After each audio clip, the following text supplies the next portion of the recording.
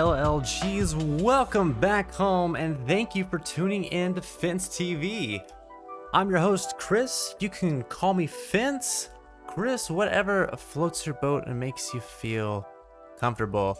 I'm happy to be here today. It's good to see you guys. Hopefully you're all having a pretty good week so far. It's Tuesday, October 26th. Already, we're almost done with the spooky month. This is wild. We got the spooky day coming upon us here in about 5 days. Wonder if anybody's got any big Halloween plans. I don't really have any major Halloween plans. I'm doing work stuff. I'm going out of town for a little bit, so that's kind of how I'm gonna be celebrating. I'll be in a hotel, I guess. Anyway. Like I said, hopefully everybody's doing good today. Welcome to the channel where you can share your story and be part of ours. We are a supportive community. I am a certified peer specialist here to bring you guys a platform where you can have a voice, make yourselves heard, as well as provide that voice and unique experience that only you have to receive and share support with other people. So we do that while we play some video games here, and sometimes we get into some pretty deep, long-form discussions as well. There's no judgment, there's no hate or any negativity that really gets spread around here. And that's not to say that people can't talk about things that are kind of heavy or, challenging to explore sometimes. We're more than happy to talk about some difficult subjects on the fence. So don't feel like you're gonna bring the mood down or anything like that just because, you got something going on that you just need to get off your chest. We got a new question of the day, which we got a new one every single day that we're live here on Fence TV. So if you take a look up in the upper right-hand corner of the screen, you can see today's topic. So today we're talking about what is something that you would like to see changed within the next year. Might be pretty straightforward for some of you. Maybe it's a thinker for others. Regardless, I would love to hear your thoughts. Feel free to share them in the chat today. So we are actually going to be jumping right into some video games today. And you can pull up the question of the day at any point during the show. All you got to do is type in !QOD in the chat and Super FenceBot will pull that up for you. All right, so today we are going to be playing some NieR Replicant. We've been playing this for a little while, and we're kind of in the middle of this big batch of side quests here, and we're in the second, I guess, half of the game, the second main arc of the game, where NieR is older, and spoiler alert to anybody who hasn't played NieR. I'll give you a moment to do your muting or step out or whatever you need to do. Okay. All right, here we go. So Yona has been taken away by the Shadow Lord, and we are, it's like 5 years after the opening act of the game. Kaine was sealed up. We freed her, and we are continuing our quest now to gather these, I forget what it's called. They're these pieces that are supposed to form a key that lets us get into the Shadow Lord's domain. So we're continuing that now. We've been in this side quest chain where we're sort of uncovering some things about people in Seafront. We learned a little bit more about the Lighthouse Lady's story, and things about her and the person that she loved, who she was waiting for up until the point where she died. We kind of got, I was really skeptical of this character at first, but we got in touch with, I think it was Lighthouse Lady Lover's daughter or granddaughter? I think it was granddaughter. She was looking for something of his, and unfortunately, I was very, very skeptical of her. Oh, I don't think we're actually ready for that yet. Hold on a sec. I was very skeptical of her, and I was like, she's just trying to swindle us and get her hands on this valuable object, which was a mermaid's tear. And turns out that the mermaid tear actually was a family heirloom of hers, and she was, at least it seemed, to be legit. We had a lovely community member actually look up to see what happened had we made some different decisions on that quest. Because we either had the choice to give the tear to this lady who was looking for it, or to bury it in the grave of the old lady who passed away, the lighthouse lady. And, or we could sell it. That was an option too. That was kind of weird. Did not sell it. Server boost, Jenny. Hey, welcome back home. It's good to see you tonight. And you're able to be here because you're on a new schedule now, right? Awesome. Awesome to see you. Server, what's the server boost you talking about? Man, oh, did you boost our Discord server? What? Thank you so much. Oh, I appreciate that. You are awesome. You get a big fence hug. Bring it in. There it is. There it is. Thank you. I appreciate that. So I'm just getting us ready here to jump on over to Nier. I meant to do it a second ago, and then I realized that I had what's that setting? HDCP on, which means that I'm not able to send the video through my capture card. But we fixed it now, so it's happening. Here we go. Came in at a good time. Perfect timing, actually. All right. So, what was the last thing that was weird? When we were in Seafront, we saw this this ship that I'd never seen before. Just came out of nowhere. But it was like in the beach on Seafront, and yeah, it was just like it's a shipwreck. It's so weird.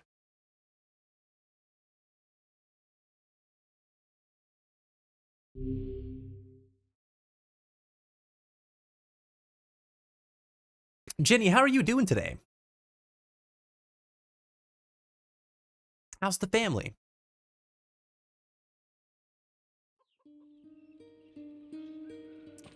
Okay, so we have, what's our last quest here that we're doing?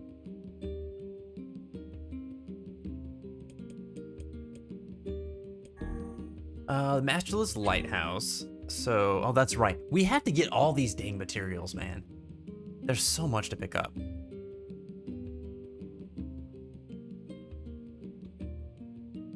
Okay. I guess we're gonna have to go to the junk heap for a lot of this stuff.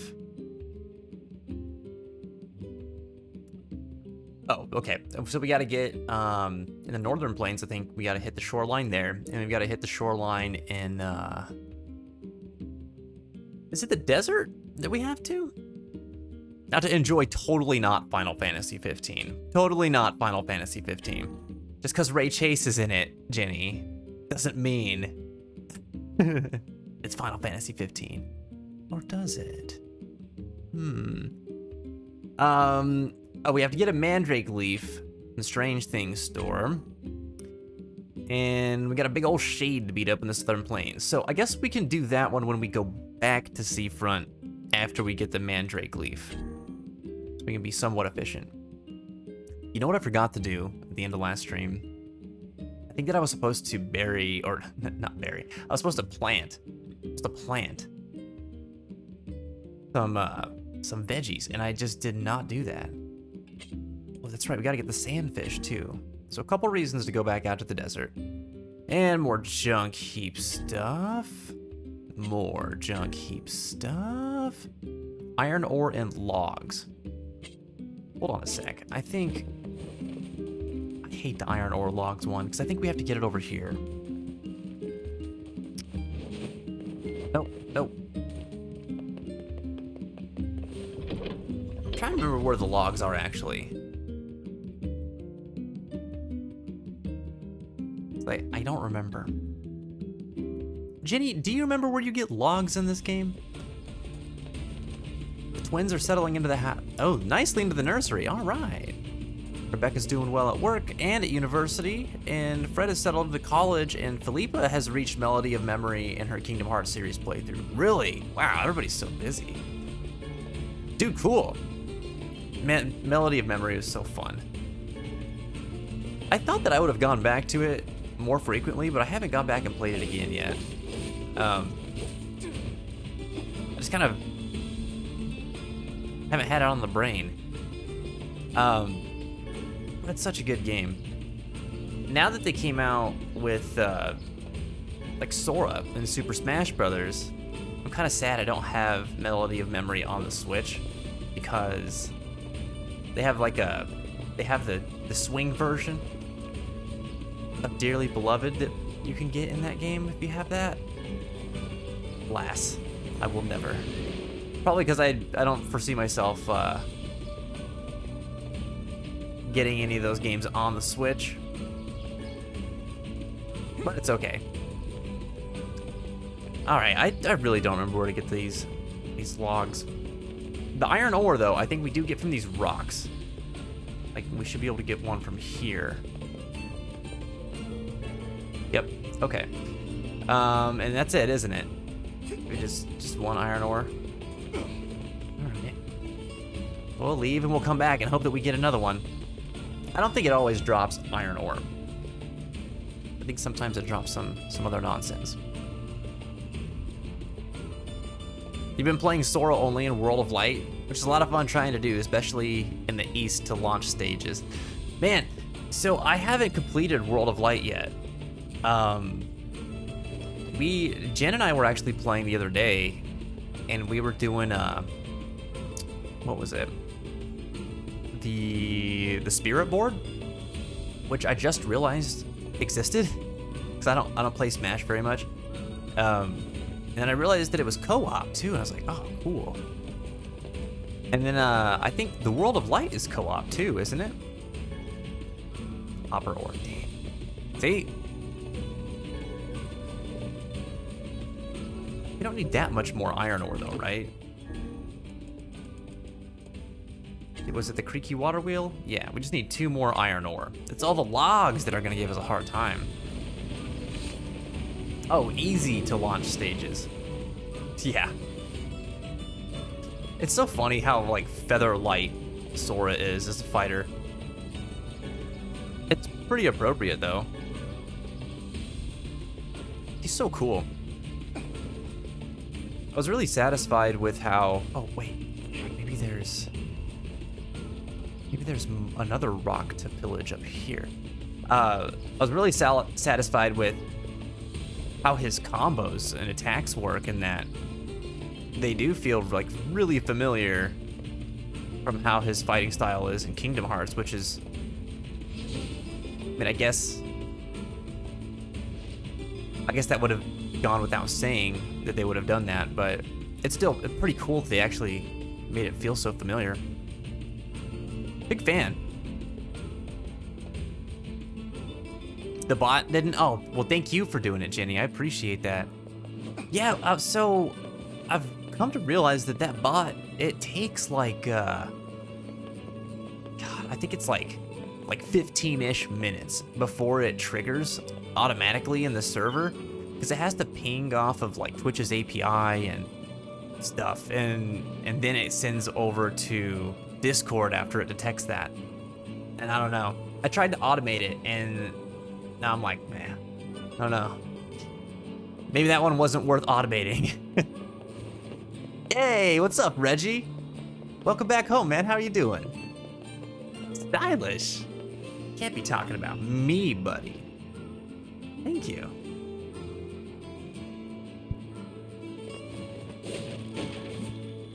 All right. Medicinal herb. It's not at all what I needed. I don't know why I'm coming down this path. I thought that maybe I'd come across a rock or something that was gonna be like, hey, you need some iron ore? Cause I got that. I'll give you all the iron ore. No, there's nothing.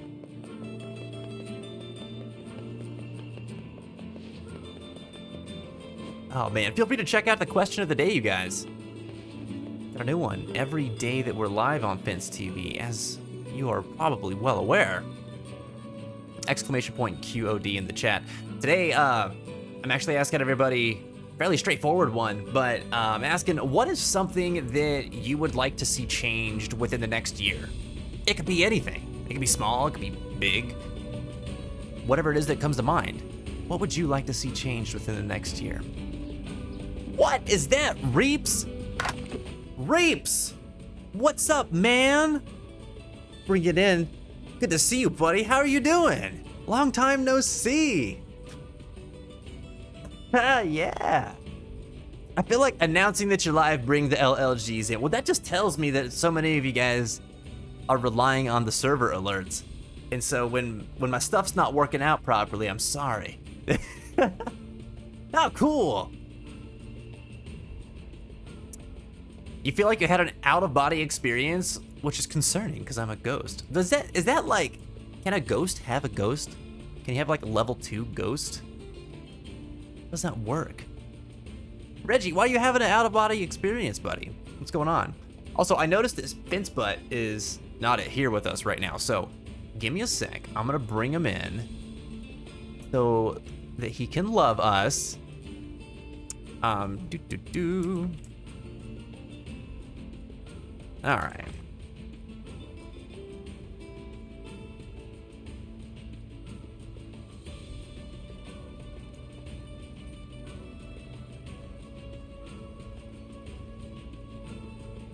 Hold on. Always forget, I have to log in with him.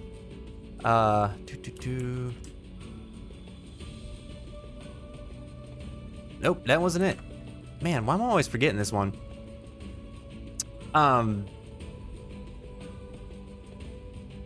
gotta get my bot set up remotely, man. It's always such a pain in the butt.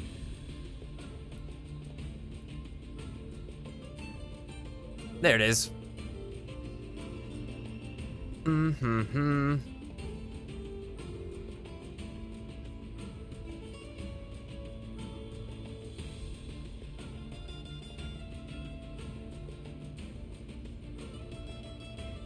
You guys got that, the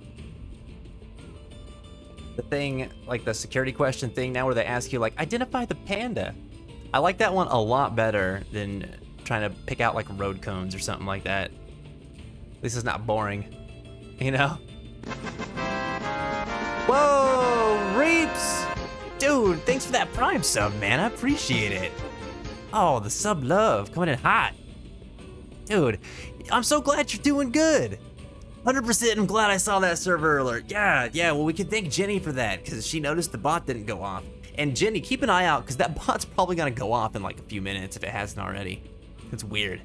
But yeah, she posted to make sure that everybody knew. Another bot being a butt. We got many butt bots.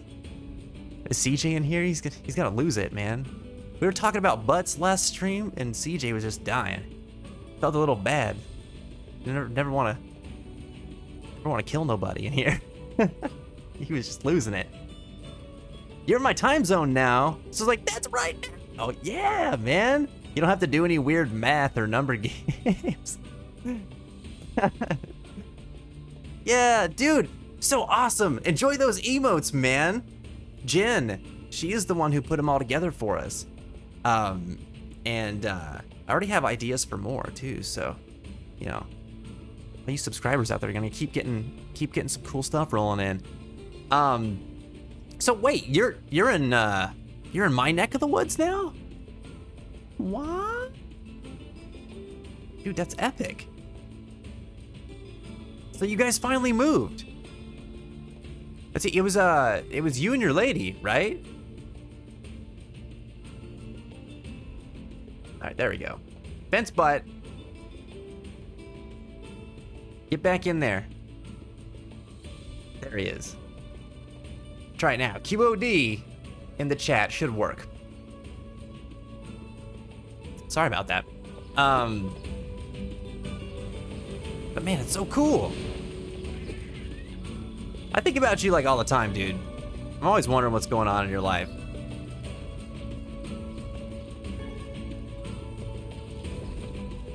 feel like these last couple years have been really huge for a lot of us.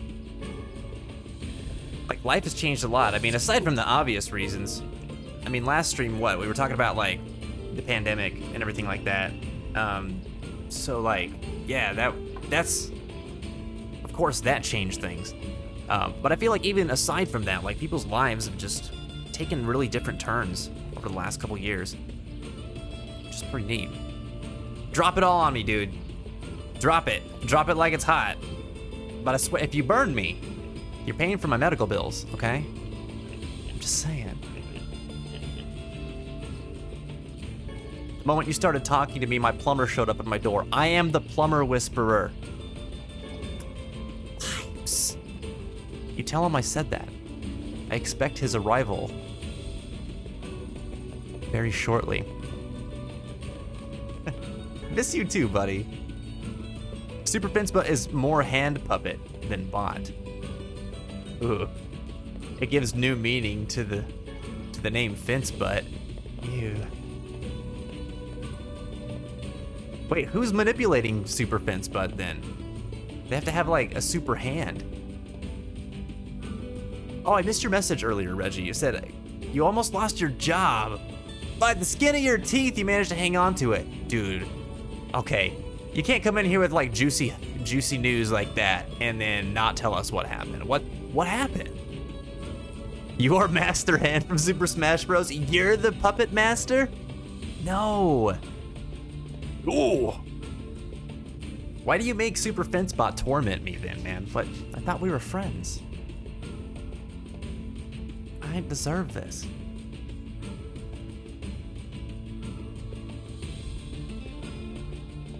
By the way, guys, if you want to support the channel in a quick, easy, and free way to do it, put it on blast on social media. Share us on Twitter. Share us on Facebook. Let people know what we're doing here. And if you know anybody and have a friend or anything like that that could use some extra positivity or some support in their lives, let them know about us. We'd be happy to have them on and talk with them about what's going on and provide them a comfortable place to just be themselves and make their voices heard. That's what we're all about here. So, lots has happened, says Reeves. I'm no longer living in Washington. Moved to Georgia. That's the place. You did tell me that, I think over a text message several months ago. So you're moving to Georgia. Georgia. Moving to Georgia. And you're out there now. The government's paying you to go to school. So I just kind of stayed at home. Ended up taking my girlfriend and my other two friends with me. Dude, no way. Wait a minute. Hold on. How is the government paying for you for this? You gotta tell us that story.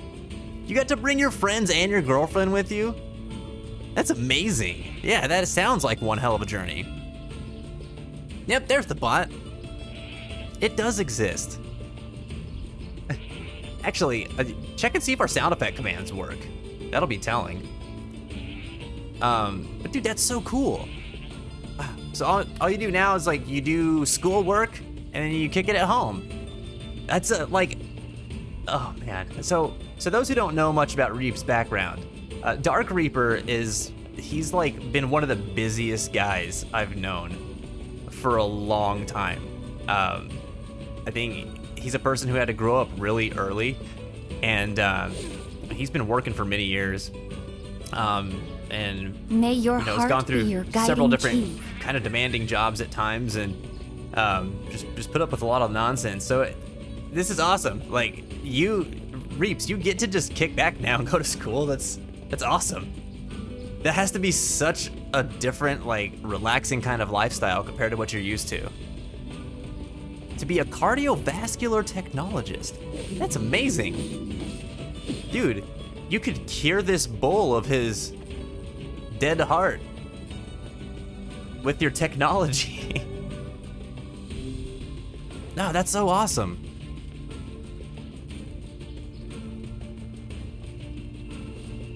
So you got laid off from Boeing. Yeah, I remember that. They have a program with the government called TAA, which allows me to go to school and they pay me weekly. Wait a minute, Boeing is the one that has the government-funded program? Is it like a partnership or something? TAA. What is the TAA? Hold on.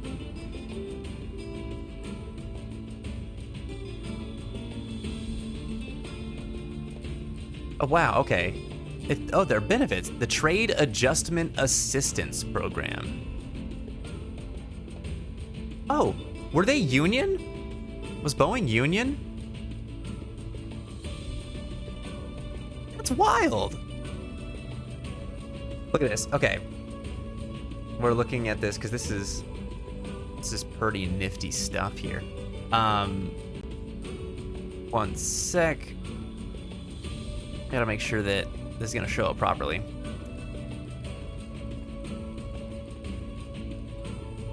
There it is. Okay.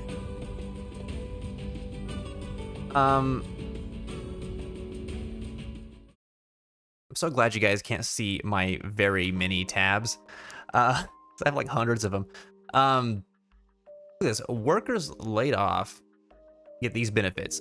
Job search assistance, out of area job search, relocation assistance, training tuition and support, trade readjustment allowance, income support when enrolled in TAA approved training plan, that's what you're doing now, Reebs.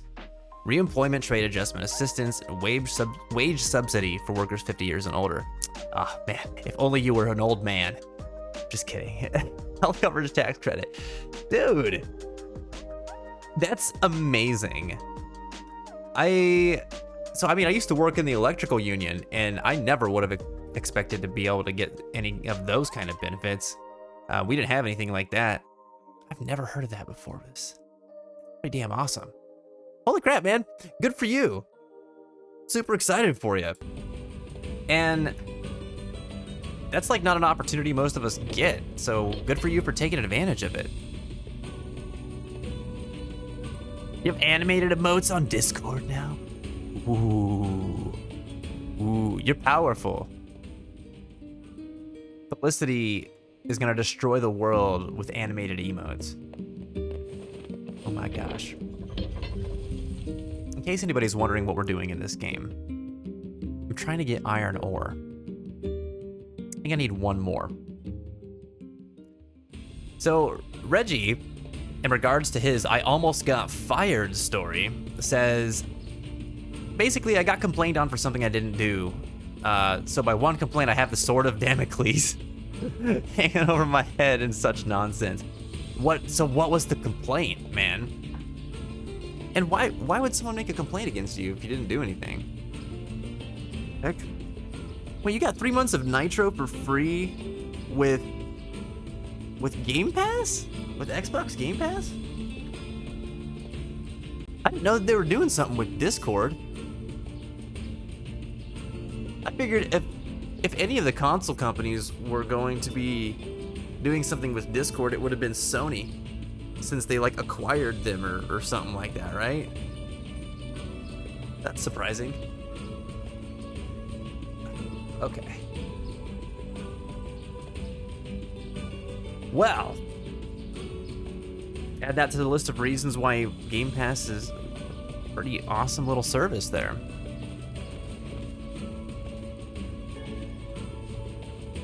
Alright, you better look out, Boar.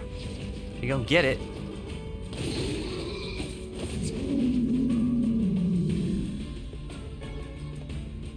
That was horrifying. This death growl was like so metal.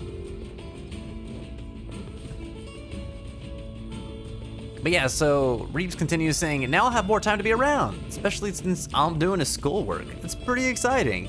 Dude, that's so cool. Right on, man. Well, hey, it couldn't happen at a better time. I'm gonna be going live more often now, actually. So I just switched jobs myself. I'm still a certified peer specialist, but I'm taking my career to work on a systems level with this company called the PMHCA. It stands for the Pennsylvania Mental Health Consumers Association. And I'm actually the Call for Change and Youth Care Coordinator over there now. So it's pretty cool. Like, I'm kind of, learning all the ins and outs of the job now. Like, oh, check it out, man. I've got this is for all you guys. Like, I've got this big, like, just thick stack of papers to be reading here. And I'm like trying to go through all of it and like take all these notes. Like I feel like I'm in school again. But this document, so this is the call for change, and I'm trying to read it and like understand all of it because it's going to be really like integral to the job that I'm doing. So, you know, basically like being a youth care coordinator, I'm trying to like advocate for and push like initiatives and trainings and things like that to make the services, like mental health services and systems, provide better for youth and young adults, which is perfect. Like, this is something that I've always been really, really interested in doing.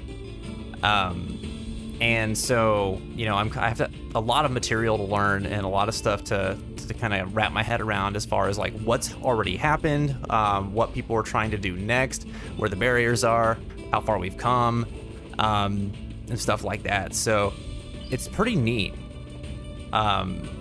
It's the biggest thing I've ever tried to like take on, and it's pretty exciting.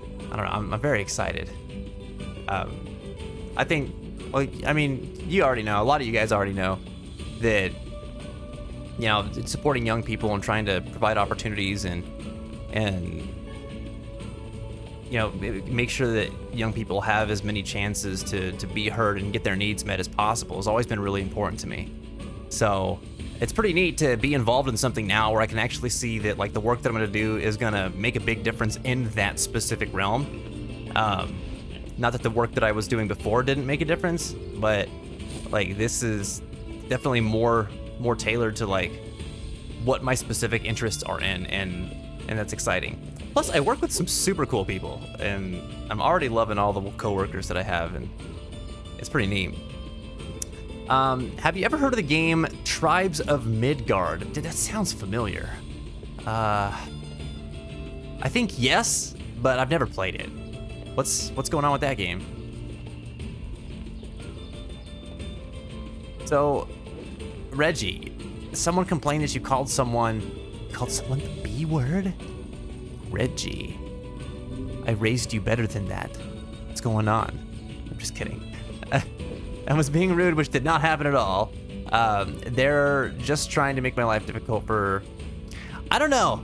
I feel like nobody does anything for no reason. They gotta have a reason. Was this a person that like you've had like issues with in the past? Like, did they just not like you? Are they just a troll? Do they get like some weird satisfaction from just, you know, poking people and making people's lives miserable and stuff like that? I don't know. Like, sometimes people can be jerks like that. But usually there's a reason for stuff like that. I mean, they had to go out of their way to like make this complaint and everything, you know?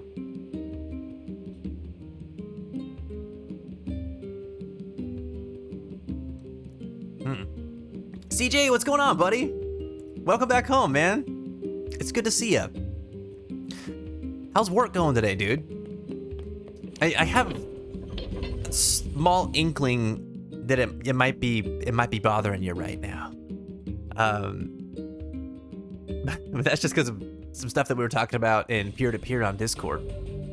Speaking of, if anybody's got anything that they don't feel comfortable sharing in a live setting, but you know, you got some issues that you want to work on, or you know, just some challenging things going on in your life that you would like to talk to other people about as equals, feel free to check out the peer-to-peer channel in our Discord server. I'd be more than happy to talk with you there. Lost, what's up, my friend? Welcome back home. How are you doing today? Yeah, it's so cool, Reeps. So if you're in Georgia, I'll have to. So my job's gonna have me traveling a lot.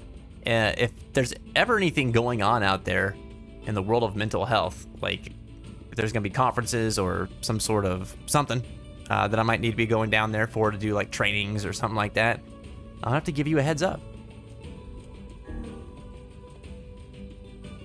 You just woke up, Lost? You slept though till 4:30 because of your headache.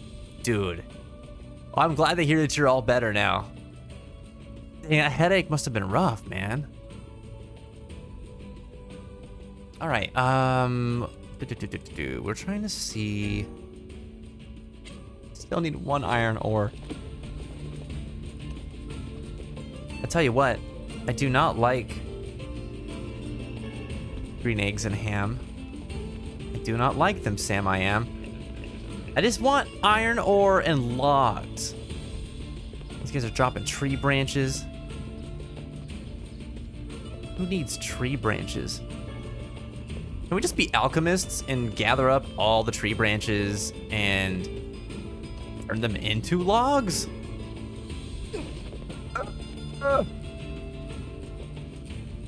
It's not being good to me. It's not being good to me at all. I might just jump forward with the story here for a little bit, depending on how long it takes to gather some of this stuff. Because I'm almost positive that a lot of what we got coming up is just gonna be like running through the junk heap a whole lot. Will you eat them here or there? I will not eat them anywhere. Your shower's flooding, Reeves? So my plumber's in and out talking to me. I'll be lurking while I talk and do homework. No worries, man. No worries, man. Just glad to see you here.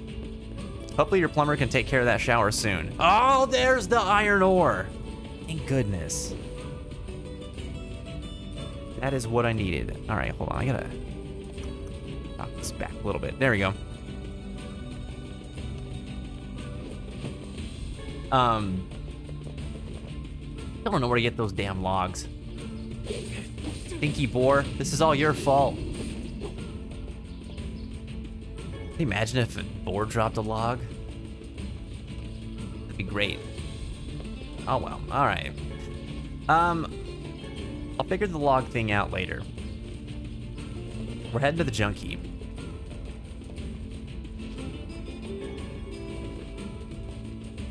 Through the power of magic, I turned these branches into logs.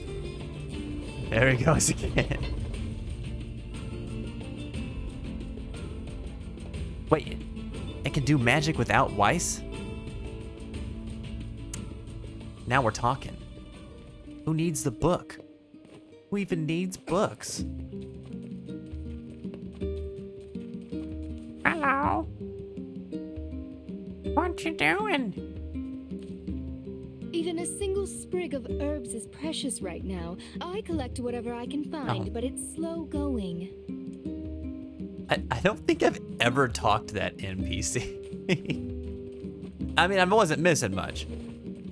But I just don't think that I've ever talked to her.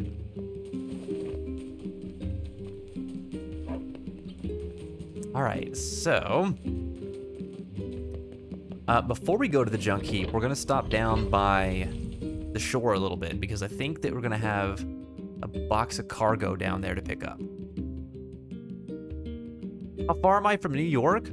I think like a 3-hour drive. I actually think it's like a 2.5-hour drive. To go find some old cooking knife. But whether for love of food or fine cutlery, there is little doubt this man is a serious customer. I don't think I would drive into New York. Maybe we could buy a whole I would bunch just catch of a knives bus. for him. Then we'd be rich. If he had 20 arms and could wield a weapon in each one, I am certain he would purchase a great many knives for himself. That would be awesome. Guys, this is a really stupid conversation. That man simply hops from one woman to the next, does he not? He's been cheating this whole Yeah. time? That's just terrible. Doubtless he will end up suffering at the hands of one of his paramours sooner or later. I don't think it means any harm. This kind of thing just happens with attractive guys. That's What? awful. What if a man did that to you, Kaine? He'd wake up a little less man than he used to be. Change your mind. Cheating is always wrong. man, I did not expect Nier to say that. He's usually a good boy. Sometimes that just happens with attractive guys. It doesn't happen, man. It's a choice you make. going around being unfaithful to your companions. That's bananas.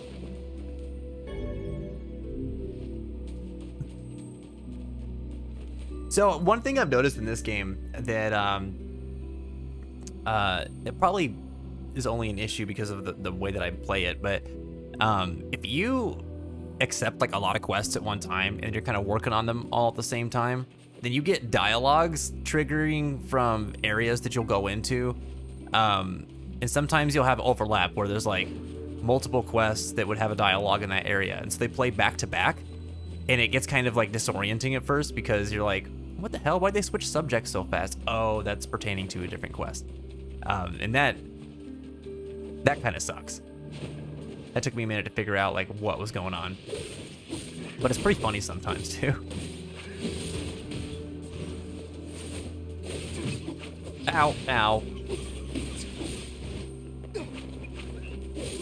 Well, we must be leveling up or something, because these guys aren't quite as tanky as they used to be, which thank goodness, because for some reason these little dudes were just giving me a hard time in the past.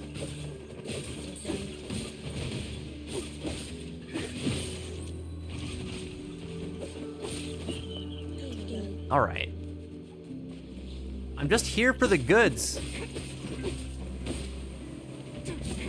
Leave me be, little shade people. Where's my box? There it is. All right. Looks like this is one of the pieces of cargo that washed ashore. I still think this is funny. The first thing I did in the future half of the game was go to the desert town and buy the Phoenix Spear without realizing just how good it was. The Phoenix Spear? Do I have that? I don't know if I have that.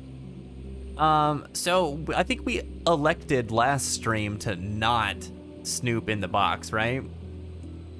Let's pick it up without looking inside. I said I wouldn't look inside. Let's just get this over with. You know what? You know what the challenge is with this quest? I dare say I can see no reason Like why it's the old woman would straightforward, need all right? of this for Let's just go herself. pick this stuff up.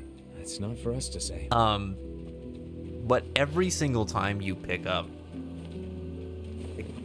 one of the boxes, it gives you an opportunity to go back on your word, which in video game design terms is probably not a challenge, but in terms of like reflecting on your ethical decision making, bit of a challenge, because I keep being like, I kind of want to see what's in the box. Show me what's in the box. Hypothetically, if I were to fly into New York, would the trip up be too long to visit? Hypothetically, no. And I mean, I haven't been up to New York yet. That'd be an excellent reason to go up there, if it's to go and hang out with you, man. That'd be super cool. No, I mean, Jen and I have been talking about going up there for ages. We just hadn't, set aside the time to do it. But we've looked into it. We know we could just grab a bus and float on up there and, make a trip of it and then come back on a bus and no problem. I think both of us are just like terrified of driving in the city. Hold on, should I do this right now? Yeah, because the other one's in the desert, isn't it? The other box. All right, into the junk heap we go. Is it the strongest spear in the game? Hold on, I'm gonna check my inventory. Yeah, that would be awesome, Reeves. Be super down. Let's see, spears. Transients, Usurper, Devil Queen. Nope, I don't have it. Okay. Inside the boxes. Hope. Hope, the character from Final Fantasy 13? Who kidnapped him? He's a good boy. Why did somebody do that? Oh, little mouse. Meep. Give me a tail. All right, let's go talk to this angry kid about a butcher knife. Slightly stupid. going on, dude? Welcome back home. How are you? Meow, meow, meow, meow, meow, meow, meow, meow, meow, meow. No, I think it's, was it Fence Age? I think it's Fence Age. Welcome, welcome, welcome. Somebody is Chipper. Hey, got a question for you. Did a guy with a gold necklace come around here maybe 5 years ago or so? Guy with a gold necklace. Was that it? Every time this comes up, it's confusing. Hold on, let's see.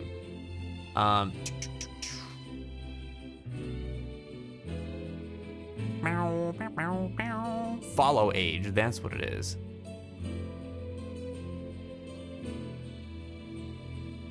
That's annoying. You know what? I'm just gonna fixing it. I say fixing because this has come up too many times. We're just going to put age. It is now age. Anytime you want to see how long you've been here on the channel, you just type !age. We're not gonna make it complicated anymore. There we go.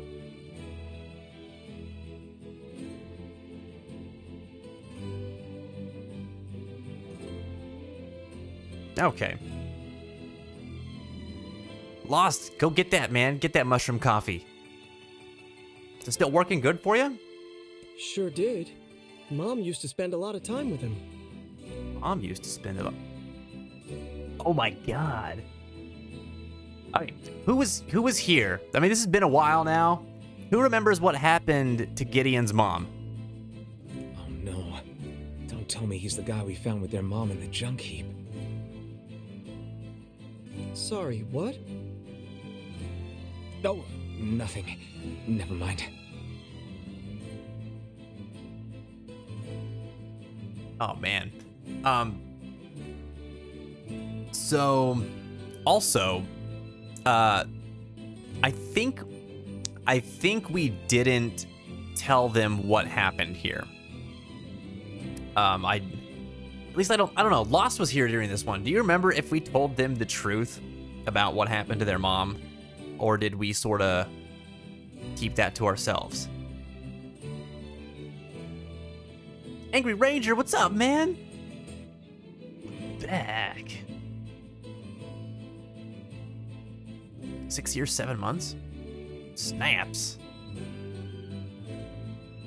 Oh yeah, you did change your name. I remember that. We can hardly keep this a secret from all parties, and yet I can't imagine. We must how have to kept begin a telling secret. them. Oh man. So gold necklace guy, the despicable man that we've been chasing all over the dang world. The dude that like stole the Forest of Myth's wife. The dude that like left her hanging in Seafront. He bailed on the woman from our village.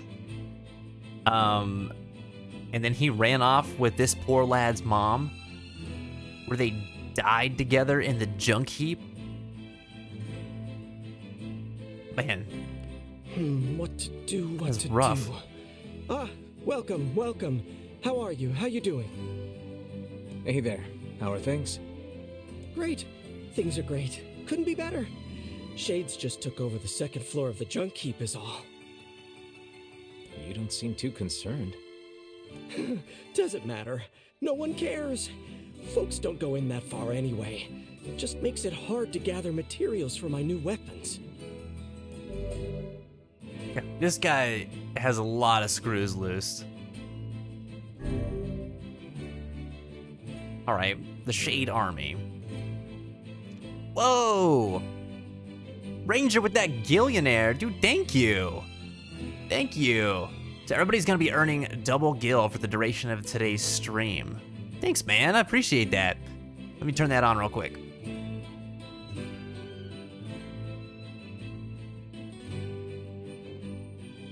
If you can't work on weapons, that affects me. I'm gonna go clear him out. Good luck. You ain't getting very far.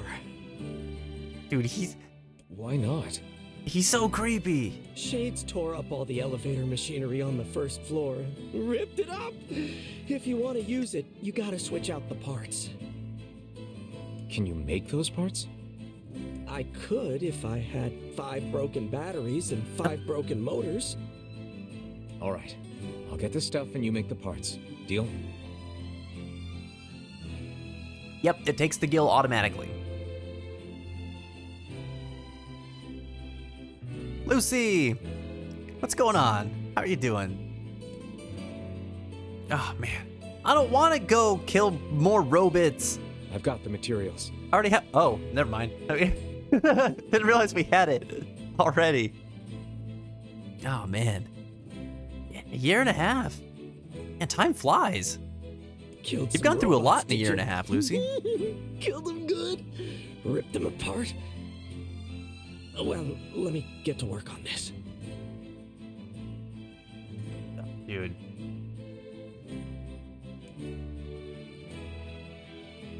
Here, Coffee in just hand. put this in the elevator at the far end of the first floor. Good luck in there. Don't get dead. I won't. Oh, Gideon.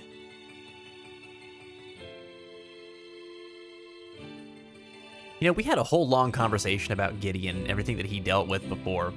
He's at a stage now where it's just... It's so unnerving. It's gone a little bit beyond the point of being sad, and it's just kind of troubling now. You're gonna have to rip your floor up, Reeps? Oh no, did you guys have like a lot of water damage or what? Lucy, you're grinding Grandmasters. Nice. You know, oh, that reminds me. We just started playing Destiny 2 again. Crossplay is live. We've been playing with a couple of our friends from PC. We might have to invite you sometime if you're interested. We're trying to get, like, people together who... Well, I guess we're not, like, trying to, but we've talked about it and, like, are interested in doing raids and stuff like that at some point. So we have 4 people right now, all very laid back and chill, just kind of goofy folks, just having fun. If you're interested on playing sometime, then I'll have to shoot you a message or something next time we're on. Could you bash up a bunch of robots while you're in there? Just rip them apart? Kill them? Yeah, yeah! By the way, what can I help you with? By the way, guy is mad. Absolutely mad. You're right, that's not including the first bot, because we had a point where, like, we lost a lot of data there for a little while, huh? Can't believe it's already been that long. 5.5 years since that happened? Yeah. Alright, so... Oh, this dude has the dented metal boards, and he has iron ore.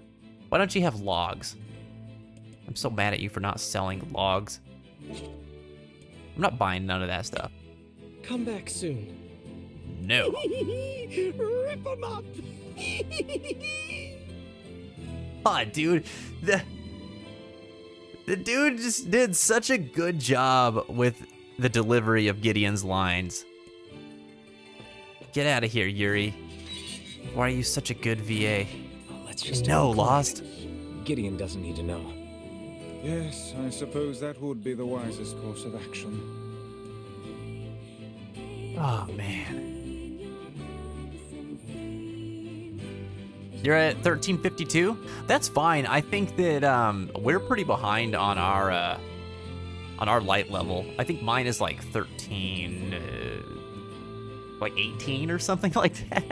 So, it's gonna be a little bit before we catch up. We have to do nightfalls and stuff like that and build up our level.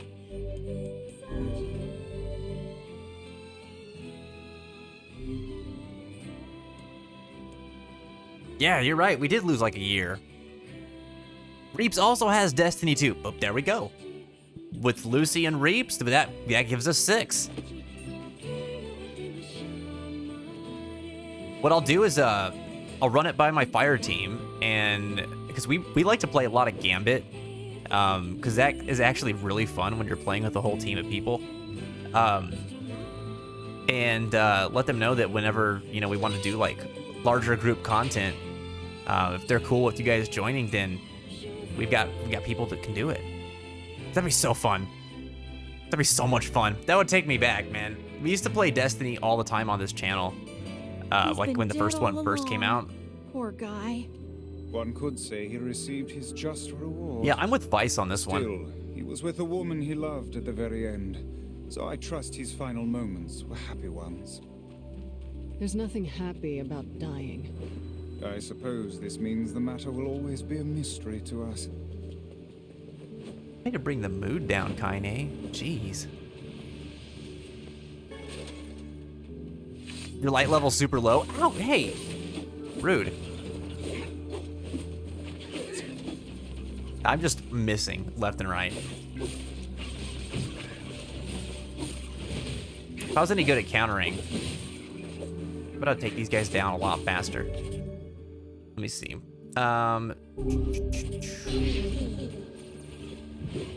Oops.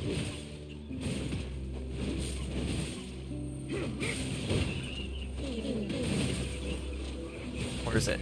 Oh, no. I swore there was like a spin attack kind of thing.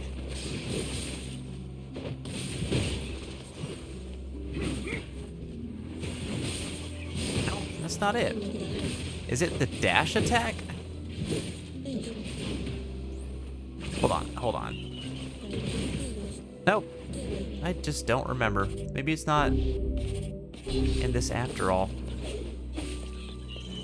And I'm remembering combos incorrectly. Oh well. Let's see. You beat the campaign back when that was a thing and finished the first raid. See, I don't think I've done any of Destiny 2's raids. It's a damn shame. That's okay. We can grind together. It can be a fun thing. I mean, that's like the meat and potatoes of the game anyway, I feel. The voice actors for Illidan and Jaina from World of Warcraft are in this? Really? Wait a minute. Who does Jaina? Yeah, you're on a constant feels trip in this game. Constant feels trip. That's one of the things that I love about it, though. Oh, yeah, we have to go to the area for the story. We're going to do that first. Oh, wait, wasn't I supposed to... I got distracted. We were supposed to go into the junk heap, and I just sort of left. Wait. Nope, we're going to do that first. Sorry, fam. We're going in circles this stream. I know what's coming for us at the area. I don't want to do that just yet. Laura Bailey voices Jaina? I never realized that. Yeah, she's phenomenal. You have that sword on near reincarnation? Dude, it's great. The Beast Lord rocks. I am very behind in reincarnation right now. I haven't played it in a few weeks. I'm not gonna lie.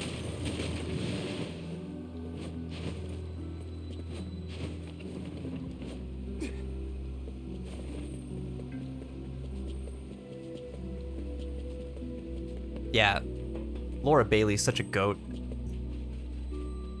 She's in Critical Role?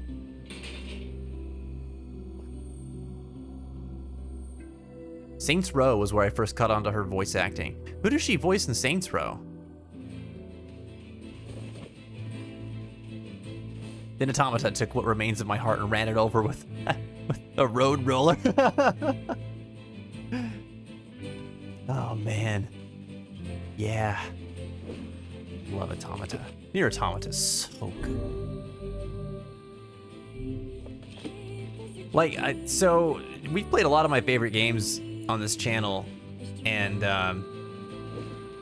when we played Nier Automata, like, since, like, before Nier Automata, I think, like, the most impactful game we had played on the channel was, like, Undertale. And this was coming like after we played Kingdom Hearts, because we played like all the Kingdom Hearts games, and then we played like Final Fantasy VII, and we played Crisis Core, and you know, a few other just like really heavy-hitting games that I just really loved. And Undertale like took the cake for how it struck me emotionally. And then when we played Nier Automata, that one just like overrode that. Like, it's not, don't get me wrong, it's not like me forget about Undertale, but it definitely took this like #1 spot for like how emotionally impactful a video game can be for me. That game was awesome. So you're going to fetch parts to fix a lighthouse? Yeah. There was this old lady that helped me once, and I'm fixing the lighthouse where she used to live. Exactly who did the helping is a matter of debate. But regardless. Wow, a lighthouse keeper. That sounds kind of romantic. Indeed. She was nothing if not a hopeless romantic. Low blow, Vice. I guess she was. Oh, man. She voices your character in Saints Row? Oh. Dude, that's so cool.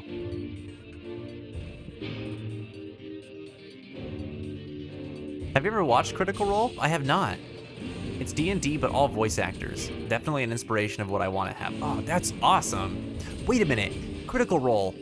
That sounds... I feel like Jen's actually mentioned that to me before. Dude, that's awesome.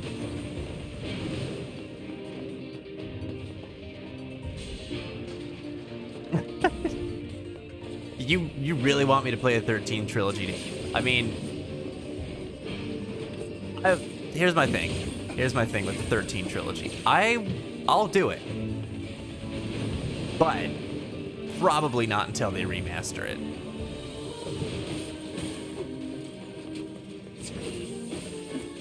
Probably gonna be a while. It is one of those games that does come up in my mind somewhat regularly, though. If that's any consolation, Jenny. Whoa. I do believe that Blizzard's going a little too far with what they're going to make the game. More family friendly, especially as it's a PG-13 game. Wait, in World of Warcraft? Are they still trying with that game?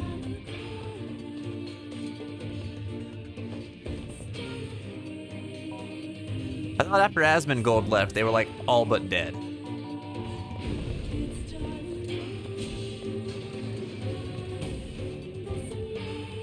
That's kind of how I feel about it too, Lost. You know, the idea of playing D&D sounds nice. It sounds like something fun. But I've just never gotten around to it. Actually, the people that we play Destiny 2 with, they do a regular D&D campaign with a few of their friends. I think the thing that's gotten Jen and I about it is that it definitely is like it's time consuming, and time is like one of those things that we've found ourselves like facing a great degree of difficulty to come by. Well, I guess it's not just time. It's probably a combination of time and energy. Because we might have time to do stuff, but then we're like, man, I just want to watch Seinfeld. Like, I want to socialize with anybody right now. So it's kind of our own fault too. You played a single one-shot campaign, Lost? Yeah, it does take a crap load of free time. Lots of planning and, well, I guess mainly planning, and then getting together. I mean, it's like several hours long for sessions, which that's no different than like sitting down with a video game, I guess. So that part of it isn't like really an issue. I think for me, it's the socializing aspect of it, where I'm just like, after I do a bunch of stuff all day, like I don't know if you guys know this about me, but as gregarious and like able to handle myself in social situations as I am, I really like my downtime. I like my alone time. I'm very happy to be at home and just do my own thing. And like, I want to see people every once in a while, and I'll get sad about it sometimes if I don't. But I'd say like 75% of my free time, I am perfectly happy to just like kick back and do my own thing. 'Cause I feel like I need that time to like recharge, you know?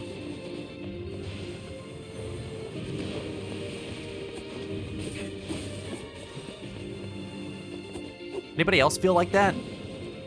You guys have that thing where you love spending time with your friends because you love your friends, but then when you have opportunities to spend time with your friends, you just sort of don't because it feels like it's gonna take too much energy?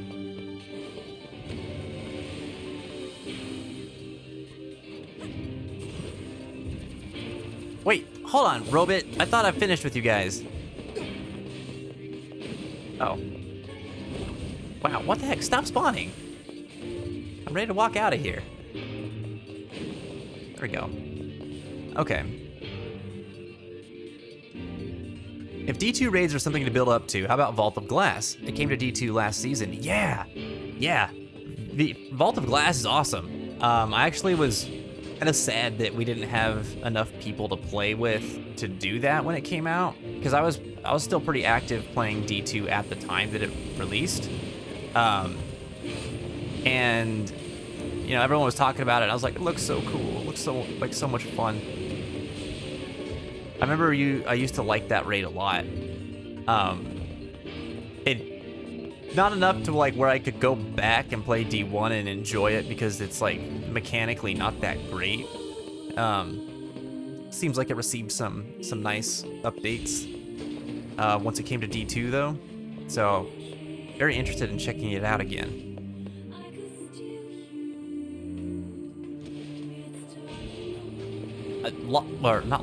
Reeps, I will definitely keep you in mind as a DM if we decide to sit down and actually, you know, actually get into a D&D campaign, man. I'll reach out to you first.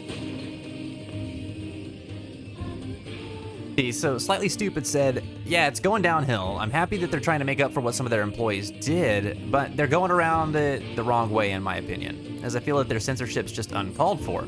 Removing references to the offenders of the assaults was the right thing to do, but over-censoring the game and retconning lore and removing voice lines, it feels like a hard blow to the OG story, and the writers and the voice actors. I can see where you're coming from. Like, but so I don't know a whole lot about this, but where the stuff that they're cutting from the game now, in terms of like lore and the retcons they're doing, was this all stuff that was tied to those offenders? Oh, bye, robot. No. Sometimes you just want to use limited free time for your own stuff. Totally. Yep, that's me too. Lost man, you get it. You say, sometimes I have to tell my friends, I really feel like just chilling with anime right now. Respect, man. I feel that.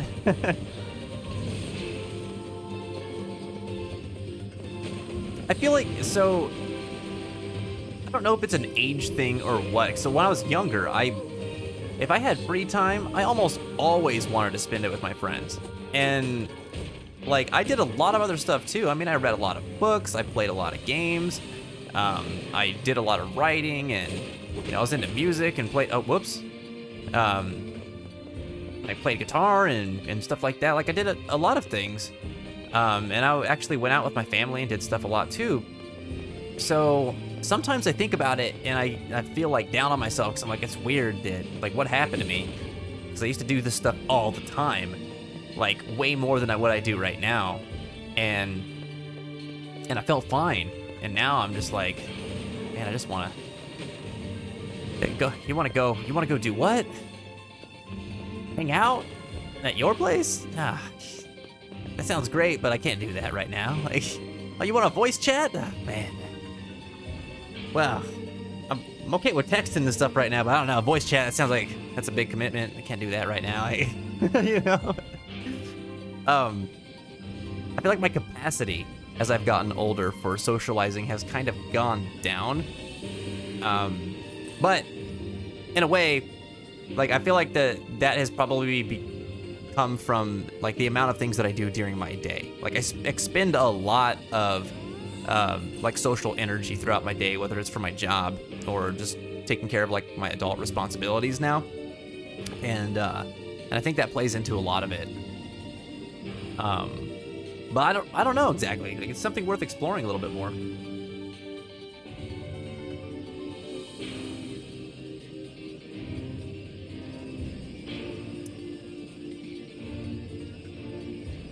Except for you and CJ, says Lost. I always have time for you guys. Interacting with you two gives me energy because it's such a different interaction than every other friend I have. Really? That's awesome, dude. I didn't realize that we fit into that category for you. That's pretty amazing. Well, I'm glad we can give you a boost, man. That's fantastic. Yeah, Jenny, you've been leading RP for a while. Do you still do that, by the way? I haven't heard anything on the RP front from you in quite some time. But you guys have like a server for it now, right? For D&D, if you're gonna do it, sticking to one-shots is the way to go. That seems like that'd be something worth doing for me right now to kind of like ease into it. Because I know that like doing a whole campaign is gonna be a big commitment, and I would feel really bad if like I fell off of it in the middle of the campaign, because then there's other people that are like, you know, they're invested and they're committing to it, and it would definitely like be a buzzkill if I were just like, yeah, I'm not doing this now, because I just just not into it at the moment. Be letting people down and all that good stuff. Oh, wait, you wrote a D&D campaign that is Kingdom Hearts and Disney inspired? Never got the chance to actually play it though, but it has some Brothers Grimm elements. Oh my god, so you did like a Kingdom Hearts X Sino Alice kind of D&D campaign? That's legendary. It's a damn shame you never got to play it though, man. Do you still have it like drawn up? Work's coming in thick and fast. Oh god. That sounds lewd. I hope it's okay, man. Good luck, dude. Keep your head up and your heart strong, CJ. Remember, it's only temporary. You'll be home before you know it.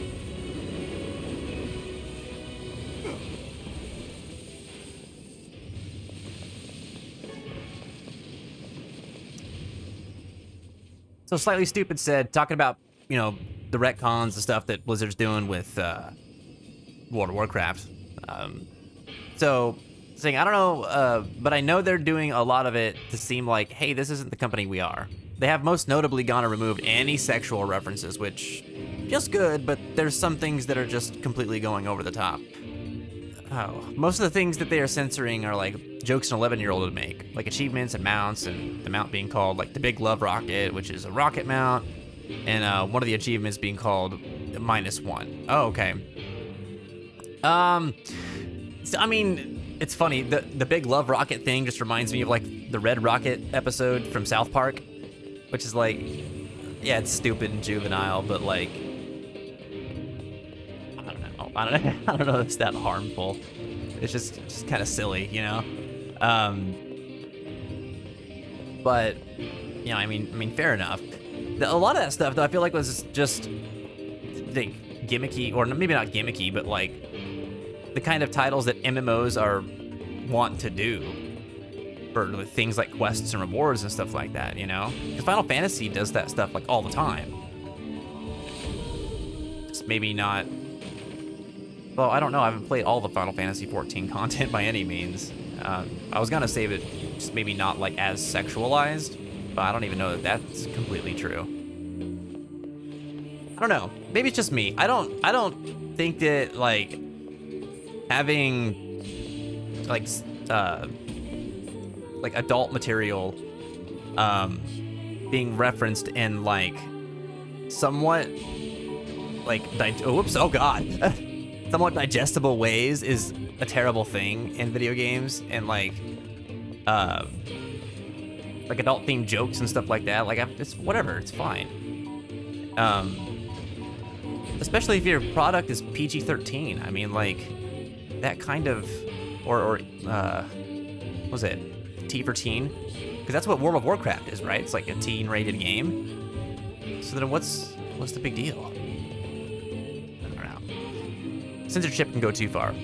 Matt, what's up, dude? The Afterman has landed. Did you bring Allmother with you? What's going on, man? Your other friends are hyper-aggressive, lost FPS gamers, and meme lords. Two of my friends specifically are very competitive. So there's a certain kind of energy that competitive gamers carry that I can never match, man. I can never match. And it's not because I'm not able to, it's because I don't wanna. Because if I do, I get wild, man. I don't like being that way. I get all like frustrated at the games that I'm playing and people I'm playing with or people I'm playing against or something like that. I'm not a fan of that. Wait. That's moonflower seeds. I need a crystal. Don't we get the crystal from the Northern Plains somewhere? I don't even see where I get that from. Still need eggplants. I gotta go touch the great butt. And the despicable man. Oh, that lady's back in the village. I'm gonna talk to her. Purchase a kitchen knife from the junk heap, and to do that, we have to. Then we have to clear out all the shades from down here. Collect the repair parts, bring them back to the younger brother. Right, defeat all the shades on the second floor of the junk heap. Oh, I went to the basement. I didn't go to the second floor at all. Oh no. That was kind of counterproductive. Well, okay. One of the paintings removed and replaced with just fruit? That's weird. Huh. It kind of, the censorship stuff in video games, it's wild to me how far back it goes. Like I remember watching this video that was talking about censorship in Final Fantasy games, and how like, you know, Final Fantasy VI, they had like enemies that were scantily clad, and they had to like make like sprites, like sprite models. They had to go redo sprite models and like cover more of,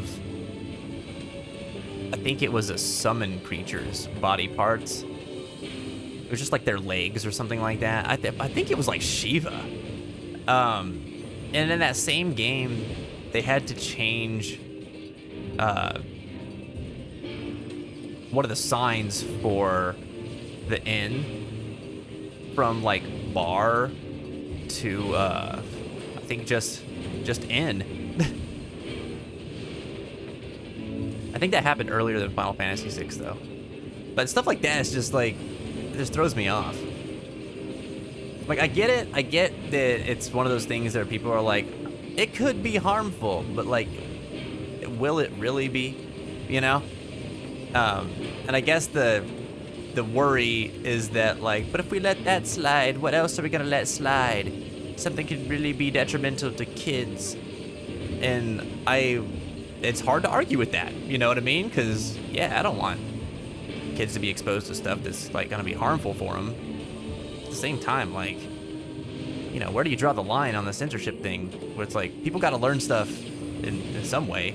It's like, you can't just, like, pretend stuff doesn't exist all the time to protect the kids, when really if, like, kids were having healthy conversations with their supports and their parents and stuff like that, then, like, you know, that they could develop a healthy view of those things that everybody's just like, we gotta censor it. Otherwise, our kids are gonna turn into vagrants. Like I said, you gotta have a point where you draw the line, but, you know, I feel like a lot of that stuff kind of is like, just trying to mitigate every possible problem that you can because you're scared of what could happen or what the backlash is going to be or something. I don't know. What do you guys think? You wrote up an entire character sheet, Lost, and you never got to use it after the one-shot campaign? Wow. Pretty much D and Disney, says Reeves. That sounds cool. Wow. Dude, that's cool, Reeves. Jen is home and caffeinated. All right. Welcome back home. I didn't even hear you pop in. That's awesome. How was the drive?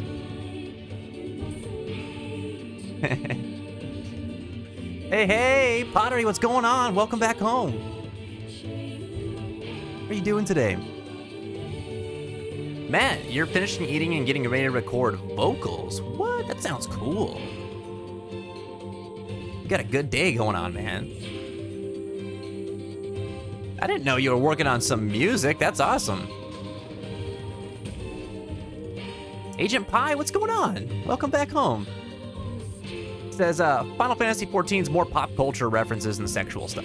There's the occasional thing every now and then, but not a lot. Yeah, I don't really remember seeing anything in Final Fantasy XIV that was of that vein, but like I said, it would be easy to get that by me because I haven't played probably a good like 50% of that game now.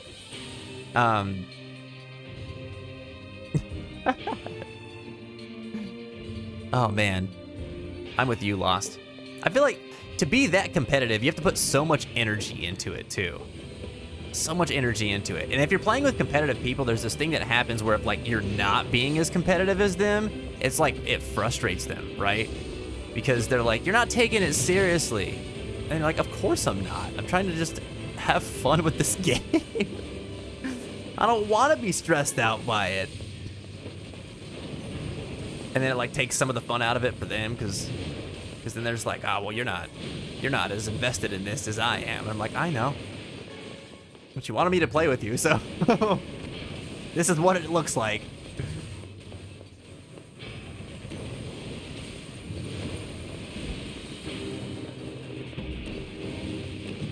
Oh, God.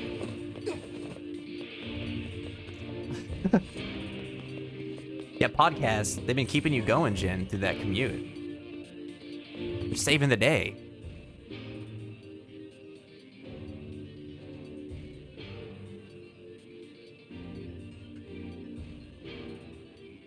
You know, we were just talking about podcasts today. In several work meetings that I've been attending, you know, the Peer Support Coalition that I'm a part of, but like, we're doing a podcast and we've been recording some episodes and stuff, but like, we haven't released them yet. We got all these guests and stuff that we're gonna be doing stuff with, and I'm like, that's awesome. That's so cool.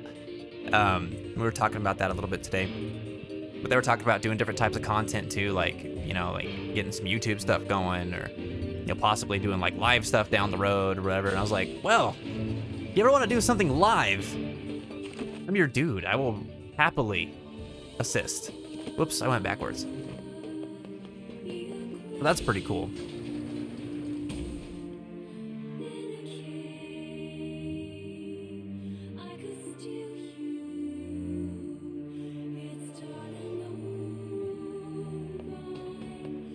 An argument going back centuries, it doesn't have an easy answer. Yeah. I mean, I get it. It's complicated, the matter of censorship. We were watching Seinfeld the other night, and it reminds me, the episode that we were watching, one of the characters kind of like back into a parking space, and then like another person pulled into the parking space, like face first. And then they were like arguing because both of them thought that like they had laid claim to the parking space and that the other person was wrong. And then there's like a bunch of people, because like both of them refused to budge. And so a bunch of people kind of like started gathering around and like arguing about like whose space it actually was, because like there were like different philosophical approaches to like how you claim a parking space. Are you supposed to back into it because that's the right way, or does that not matter and you can pull into it front ways? And depending on your answer, like what determines whether or not you claim the space. It was stupid, but that's what this is reminding me of. It's kind of the same thing. Or it's like depending on who you are and what you think the right way to do things is, or you know, what your approach is in your life, like whether or not something should be censored or censorship should go as far as it does, will change. League of Legends in a nutshell. Oh my god, yeah. Yeah. I can't participate in the chat in League of Legends, you know? Flute of the Plume? I mean, wait, so what's the significance of that title? Is there something there that I'm not picking up? You started Final Fantasy III again for the 9,000th time, Matt? You know, I've never played through Final Fantasy III, actually. Back, I don't have anything to do today. What, for real? All right, Lost. You get the evening to yourself. Huzzah!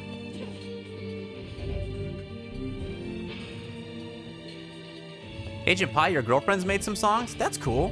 What kind of music does your girlfriend make? Alright, oh, okay, I remember this area. I've gotta grab a bomb from somewhere. I think I usually try to grab it from this room, and it's wrong. Don't grab the bomb from this room.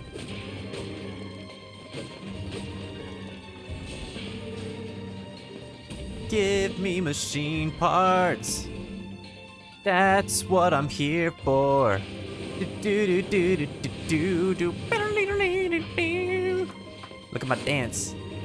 I'm gonna dance with my fancy pants.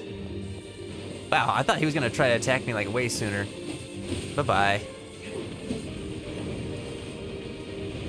Why can't I dance in this room? They took away all like the jank and the motion of this game. Makes me a little bit sad.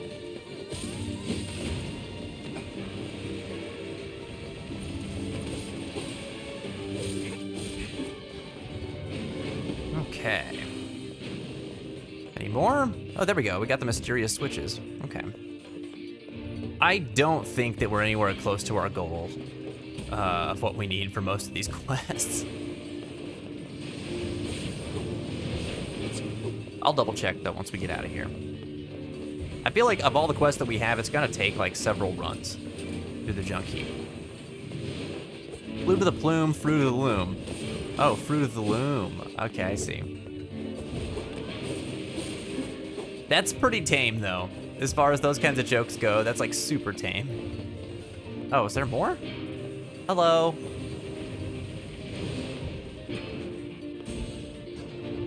Cool. Rin, what's going on? Well, well, well. What have we here? How you doing, buddy? Welcome back home. Look, everybody, Rin's here. Yay! How have you been? For some reason, I didn't think that the original Nier was anything like Automata. I mean, it's not. I mean, well, no, I don't know. I don't think it is. They're very similar in like I guess in their approach to narrative. But like I think that they're tackling different subjects. The similarities come like in the philosophical approaches of what they're putting down in the stories that they're telling, and then how they're trying to tell their stories. So you know what? When I'm talking about it like that, I think actually they are pretty similar. But I mean, that's probably has something to do with the way that like I am playing the game. Not to say there's a right or wrong way to play the game, but just like what I'm looking for and how I'm experiencing what I'm playing. Could probably lead me to feel that way more. Because I feel like both Nier, Replicant, Gestalt, and Automata are trying to like point things out about various facets of humanity, and put things into players' face and let them explore it in a way that like makes them feel uncomfortable or leads them to feel like a specific kind of emotion, and then takes that experience and tries to drive a point home with what you're feeling. And both, I think both games do that very well, and they seem to be very much tailored and focused on doing that. Like even this section of the game that I keep complaining about, because I'm like, oh, all the side quests are so tedious. They have so many like stupid fetch quests, and so many of them are just like gather a bunch of nonsensical items that don't matter, and for some reason these people need. And even that, like, my frustration at that is intentional. Like, I know that that's what they're going for with this. And then you kind of have to like try to interpret the point of that. It's an avant-garde way of like designing a video game, because it challenges the idea that of what a game is at the same time.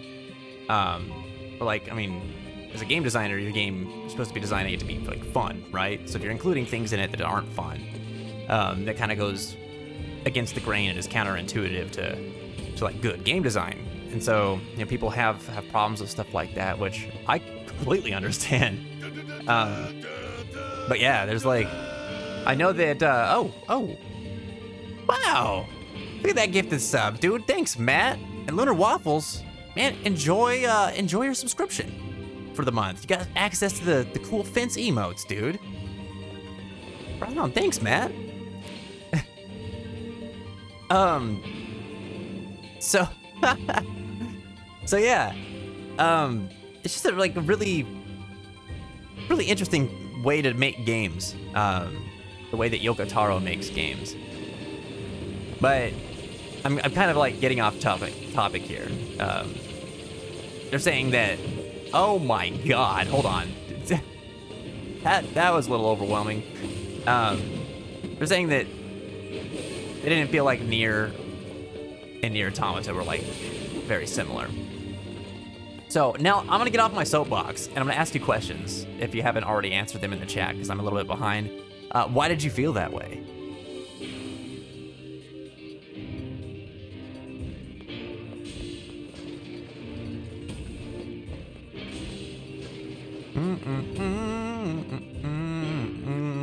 Lost said censorship of public speech or right to expression, bad without exception, and removing in-game references of people who did bad things IRL is, if you ask me, a cheap PR trick and nothing more. It's funny because it kind of goes back to this thing that I was thinking about with what was happening. What was it? Was it last year when like people in America were like freaking out, taking down like statues of historical figures and stuff like that, and everyone is like up in arms about it because there was this controversy of like, well, it's part of history, like you shouldn't take it down, and other people were like, but this isn't who we are anymore and doesn't represent us, and like it's like these people did these things that were really bad, so like we shouldn't be like celebrating them. Which both points I'm like, yeah, I get it, like I understand why there's debate and why there's controversy. But then I was like, I don't think anybody is trying to like find a middle ground on this and figure out like how you preserve history and at the same time say this isn't what we're about anymore. It was just like, either you don't do anything or you do the absolute extreme, and just destroy it like it didn't exist. And I was like, why are these the only two options? My conclusion to that whole thing was like, well, just, okay, if you have to take that stuff down because it's not representative of who we are now, just throw it up in a museum somewhere. Guess what? We're not erasing it that it happened. You can go and check it out, and then people can talk about it, and you can learn about like what it was, why it's not in public anymore, as far as like being like this big thing in like a plaza or something, like a statue, why it's in a museum, and you know what happens surrounding that, because that's part of the history too. Like, it ends up becoming like a really good storytelling tool. But that, I don't feel like that ever like got talked about. So this is like kind of a similar thing where it's like, yeah, we could look at it as just censorship of public speech and right to expression. But like, you know, so we're just gonna say that like it shouldn't be done, period. Like, and that's, we should just leave it at that. Like, I don't know about all that. Then at the same time, I'm also like, I don't know about just letting people just do whatever they want, you know, like, with no regards to like what could come of it. I think that stuff is like, people get so passionate about fighting one side or the other on it, and I understand that. You gotta stand for something, right? Sometimes we like forget that we can try to work out this like a logical middle ground that works, It makes sense on both sides, which can't always be done, but I think it is worth like working towards. Rin, you're the beautiful one. I can't speak for everyone, but I'm doing pretty good on myself, or for myself. I'm feeling pretty good. It's a good day for me. I'm a happy guy today. Whoa. Whoa. Oh, you meant gameplay-wise. My bad, Josh. I went all, like, deep and got weird with it. I didn't, I didn't mean to take it that far.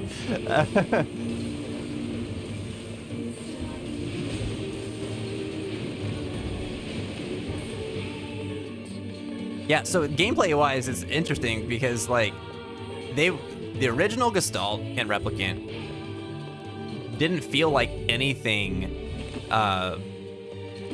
that was found in Nier Automata. Mainly because, I mean, you got totally different studios working on it. Yeah, they're both published by Square Enix, but I think, was it Cavia that was working on Nier Replicant, or was Cavia gone by that point? Anyway, they weren't good at making these types of games. And then Nier Automata was made by Platinum Games, who are incredibly good at making action games. And so it was like the night and day difference in terms of the gameplay. And then with this remake, you got Toy Logic coming in here, and they're like, you know what? People really liked Nier Automata. And one of the main issues that people had with the original Nier games were the gameplay, like the combat. It was very like sluggish and janky and stuff. And so they're like, we're gonna tackle that. And they modeled a lot of what Platinum Games did with Automata to try and put in the remake of Replicant. And I think they did pretty good. It doesn't feel the same, but there's, I think they got pretty close with it, in my opinion. I think the flow of the game is definitely different, though. In that, like, you know, they're both pretty open world-esque. Like, this one's fairly open, whereas like Automata is definitely more of an open world game. And those differences though probably come from just the fact that like the technology available to this game was different at the time that it came out. It's like, I think there's like 7 years in between these two games, right? But even then, like the gameplay loop feels like a little bit different in the way that like all the quests and things intermingle, and this is it's just not as polished as it was in Automata. I love Automata. I have a hard time criticizing both of these games, by the way, Automata and Replicant, because like I can be critical of them, but at the same time, like I know that in the back of my mind, I'm like, these are some of the best games I've ever played in my life. I just love them so much. So it's always weird. It's a weird dynamic. I think the best thing about Nier is that it's a continuation of a Drakengard joke ending. It is one of the most interesting things about it, that's for sure. That's for sure. But like, so I don't even think that, was it the F ending?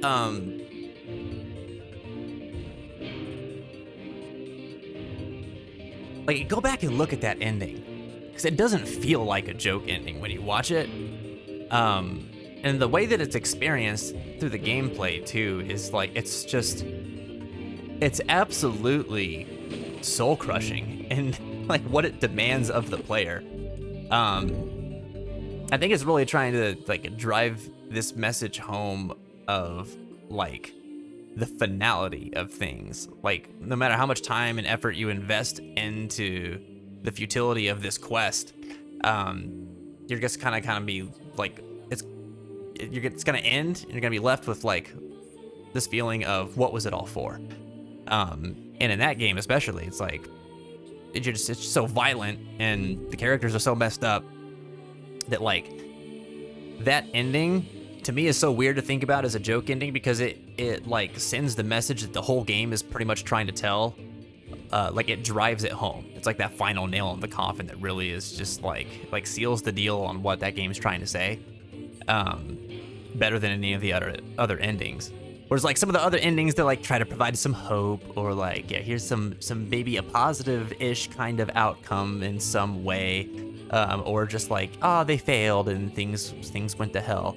And then that F ending is just like, or is it's ending E, isn't it? I don't remember, but whatever. It was just like, yeah, like you're gonna accomplish the thing you set out to do, and then it's gonna be completely pointless. And it just like, I don't know, it hits different.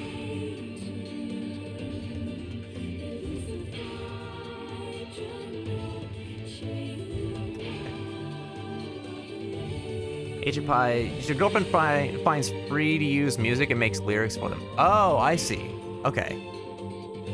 So she'll use royalty-free music, and then she'll write lyrics to go on top of it to kind of express like how she's feeling and what's going on.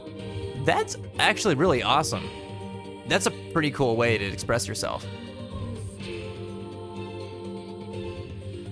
The new Tales game whips, and you should definitely play it. Dude, it looks awesome. It looks awesome. As soon as I saw that Tales of Arise had owls in it, I was like, I need that game. I'm also like a very, like, I've become more practical as I've gotten older, and so I don't buy games anymore if I don't think that I'm gonna play them. Which right now, I'm involved in several games that I am playing, and so I'm just like not getting other stuff. Except for Metroid Dread, because Metroid Dread, when that game came out, I was like, I am absolutely gonna play that right away. Right away. And I'm still in the middle of it.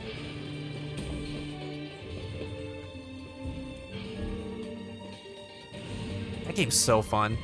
If you guys like Metroidvania games, you gotta pick up the new Metroid. It's so good.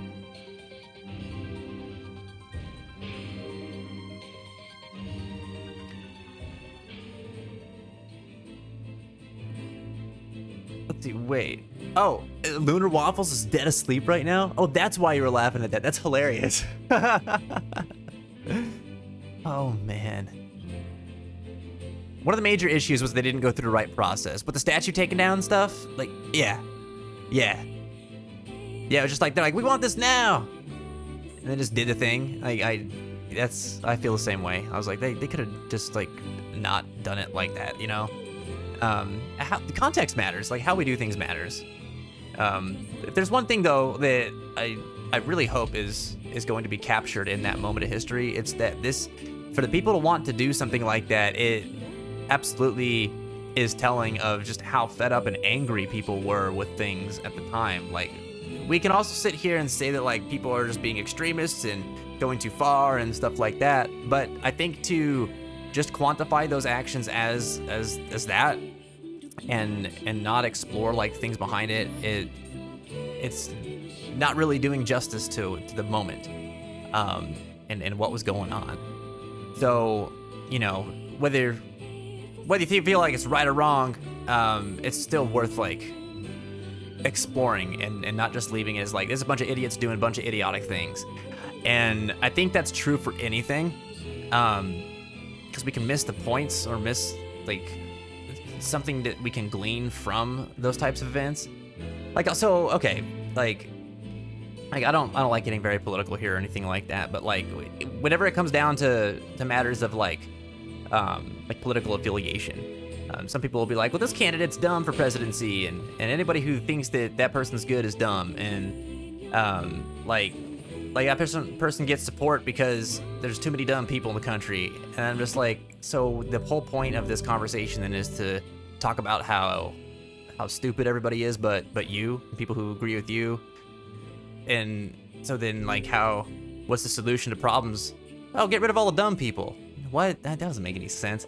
Like, everybody's got a valid and justifiable reason in their mind for why they do what they do, even if it's not like good overall. I think everybody there's a reason why they're doing something. And it's probably in their mind fairly well thought out, or there's some logic to it, even if if the conclusion is one that like isn't isn't productive or very helpful.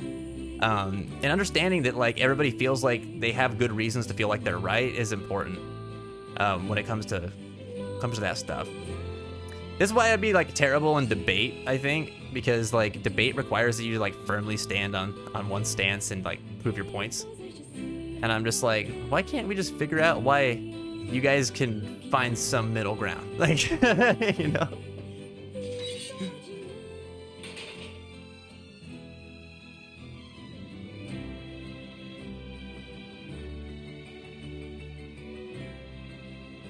Yeah, I mean, there was, because like, when we're talking about the statues thing, like, a lot of people said that. Like, there's a lot of hate, there's a lot of anger. Definitely. But why? Why was there so much hatred? Why was there so much anger? What was going on that made people feel that way? Did they just decide to be angry and hateful? Or, like, you know, what was behind that? Like, how did that process come to be? Has anything like that ever happened before? And, you know, what did that look like? I don't know. Hootle. Hootle is the second best mascot in the series. Second best? Who's the first? Could you bash up a bunch of robots while you're I in did. there? Just rip them apart. By the way, what can I help you with? I'm never gonna get over this kid, man. Every time. Alright, isn't one of the things in this game to get like all the weapons? Should we do that? Should we just get all the weapons? I'm like afraid to because some of these materials I need for quests. I'm not gonna do this right now. Yeah, we're gonna wait. Come back. You shut up, man. Like, just give me the heebie-jeebies. You can try Path of Exile, says Lost. It's free, super entertaining. You know, I think you would like it. You can play it very casually and stop at any moment and just chill out and talk to chat. It also allows a whole lot of creativity. You know, you've talked to me about Path of Exile, and CJ just recently talked to me about it too. Who else here has played or plays currently Path of Exile? I know that it's free. I know that it has a lot of flexibility in terms of like how you can play it, but I also hear that it has like a massive learning curve. It's not the most accessible game in the world, and I feel like it looks like one of those games that I would have to be sitting with for several months before I'm like comfortable with just kicking it with the game. You know what I mean? It just feels like that might be kind of how that game is.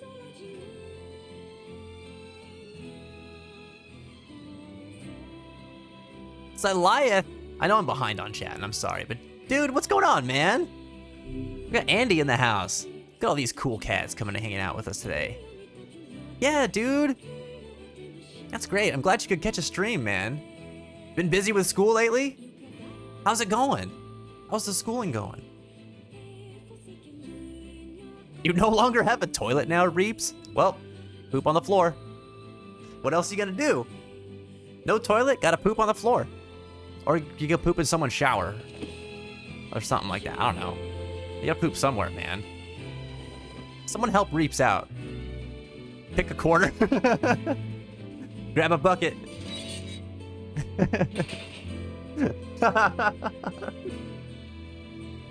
Oh man. I think the shower's a viable option.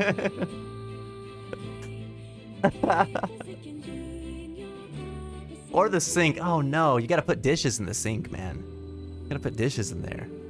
At least with the shower, you've got like cleaning agents that are going down the drain and everything, right? So it'll be like sanitize things up after a while, just naturally in the sink. I guess it's the same issue at the sink, or same deal with the sink, but like you put things you eat off up in there, right? You can't poop in the same place. It's just, it goes against that saying, right? Like don't poop where you eat.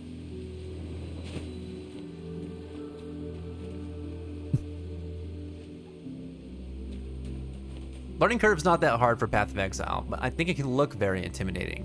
The passive tree especially looks very complicated. Are we talking like the skill trees? But listen, I've played Final Fantasy X. I'm okay with that.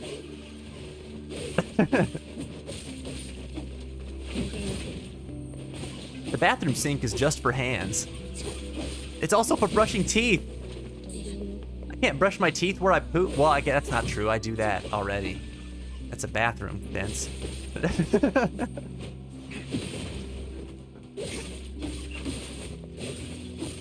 And he says, this incredibly busy year with music company, plus all the credit retrieval I have to do. Credit retrieval? Wait, tell me about that. What do you mean?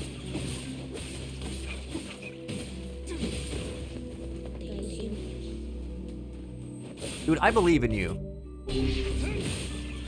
I think you've got this year in the bag. This is your senior year, right?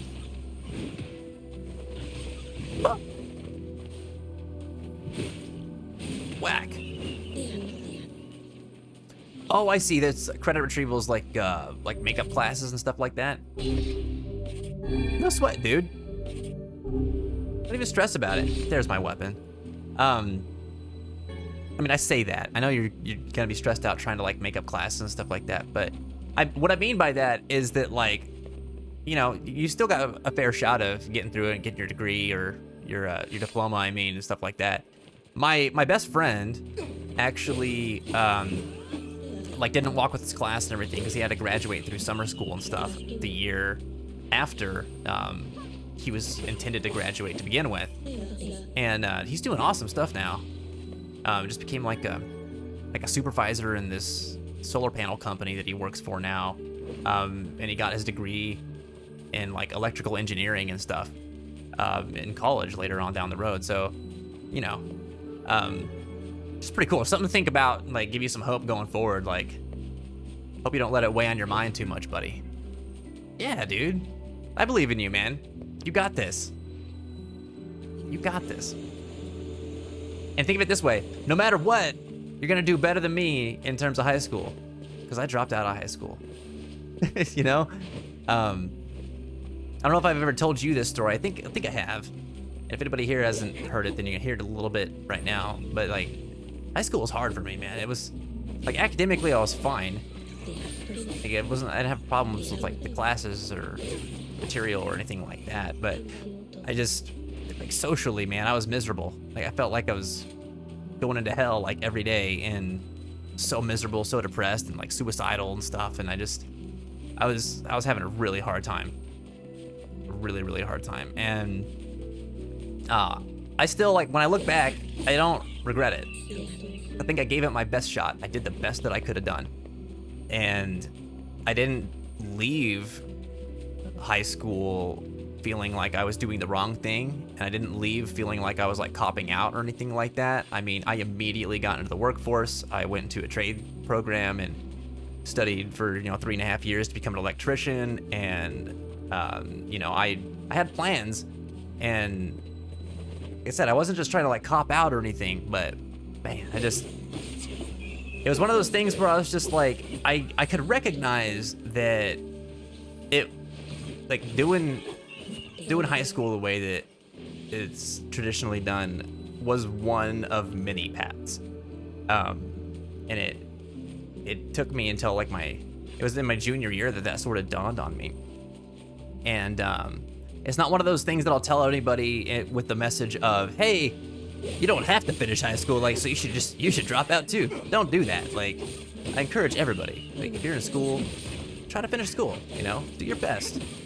Always do your best, because I think that most of the time you do your best and you're gonna make it.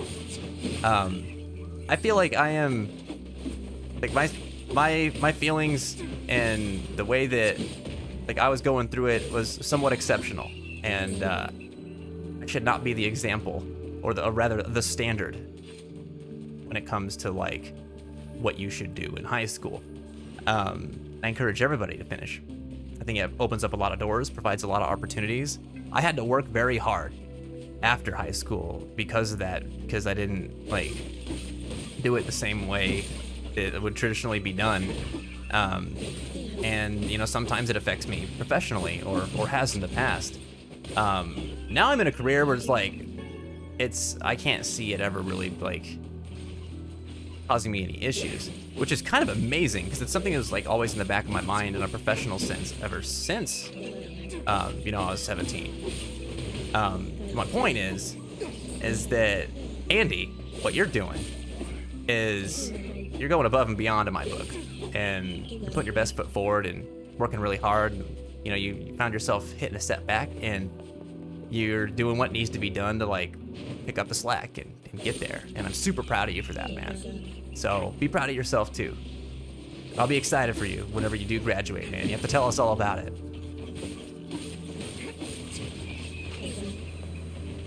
All right, someone tell me why the music is so somber in this zone right now. I am not understanding that.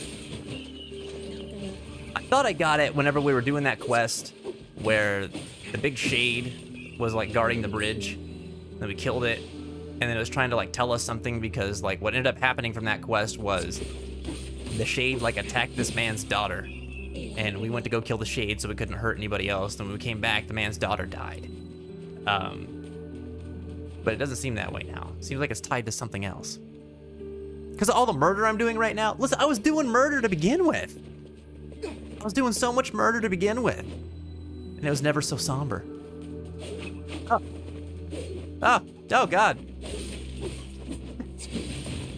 Wait, hold on. Reap said something about water bottles earlier. Why?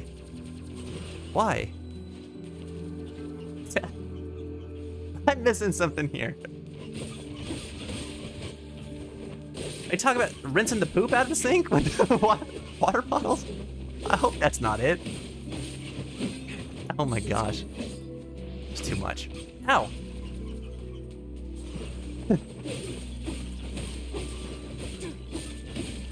Yeah, anytime, Andy. Anytime, man. I know.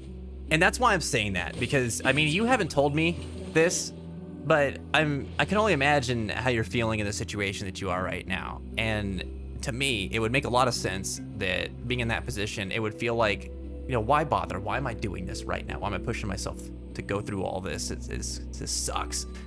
And especially whenever you're looking at your peers who are in school and like you're seeing the way that they're going through it, and maybe they seem like they're more successful or something compared to you because of like decisions that they made.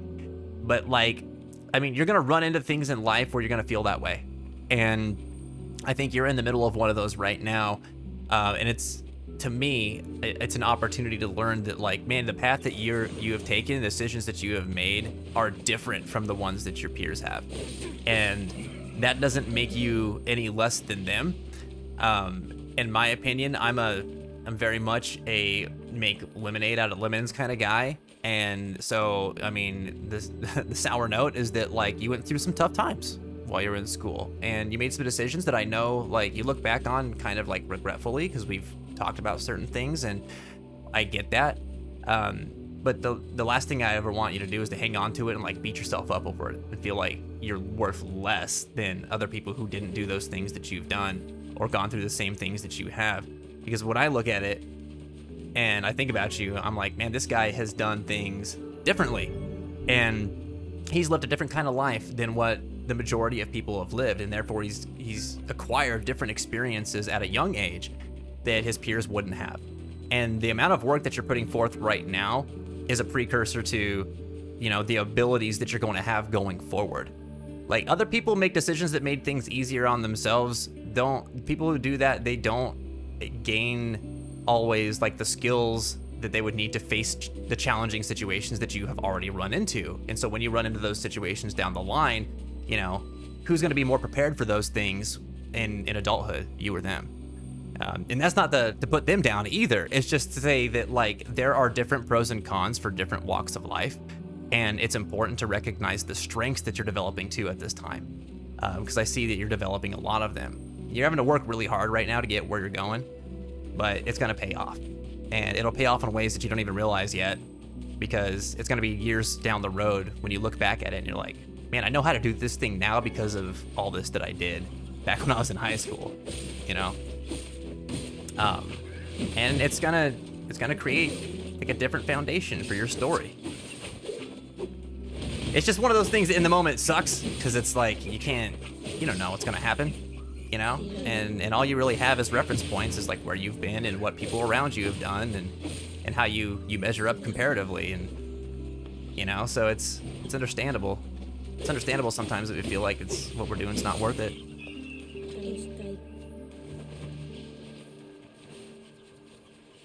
We're not going to the Coheed cruise. No, man. Would have been cool, but not feasible for several reasons. For several reasons.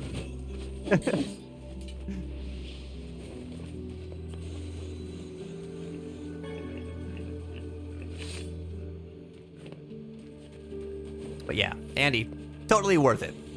Totally worth it to be doing what you're doing.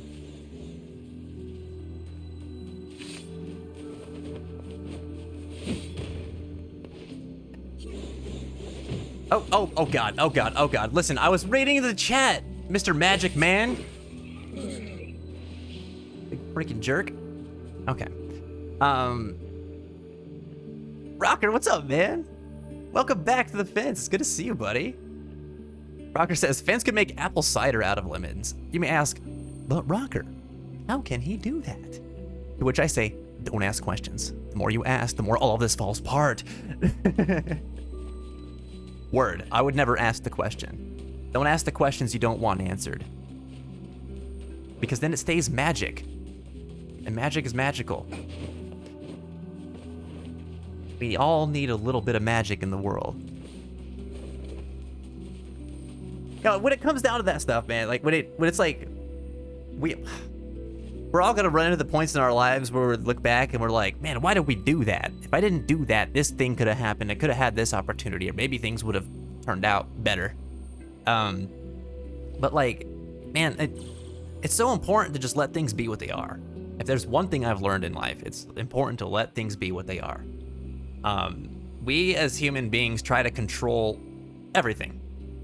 Like everything. And we'll even try to control our ability to control things, you know? Like how many people get mad at themselves because they can't stop themselves feeling a certain way? And at the same time know that, you know, their thoughts aren't exactly like within the realms of control all the time. You know, like you can be, how many things are you aware of that you know you shouldn't do that you do anyway?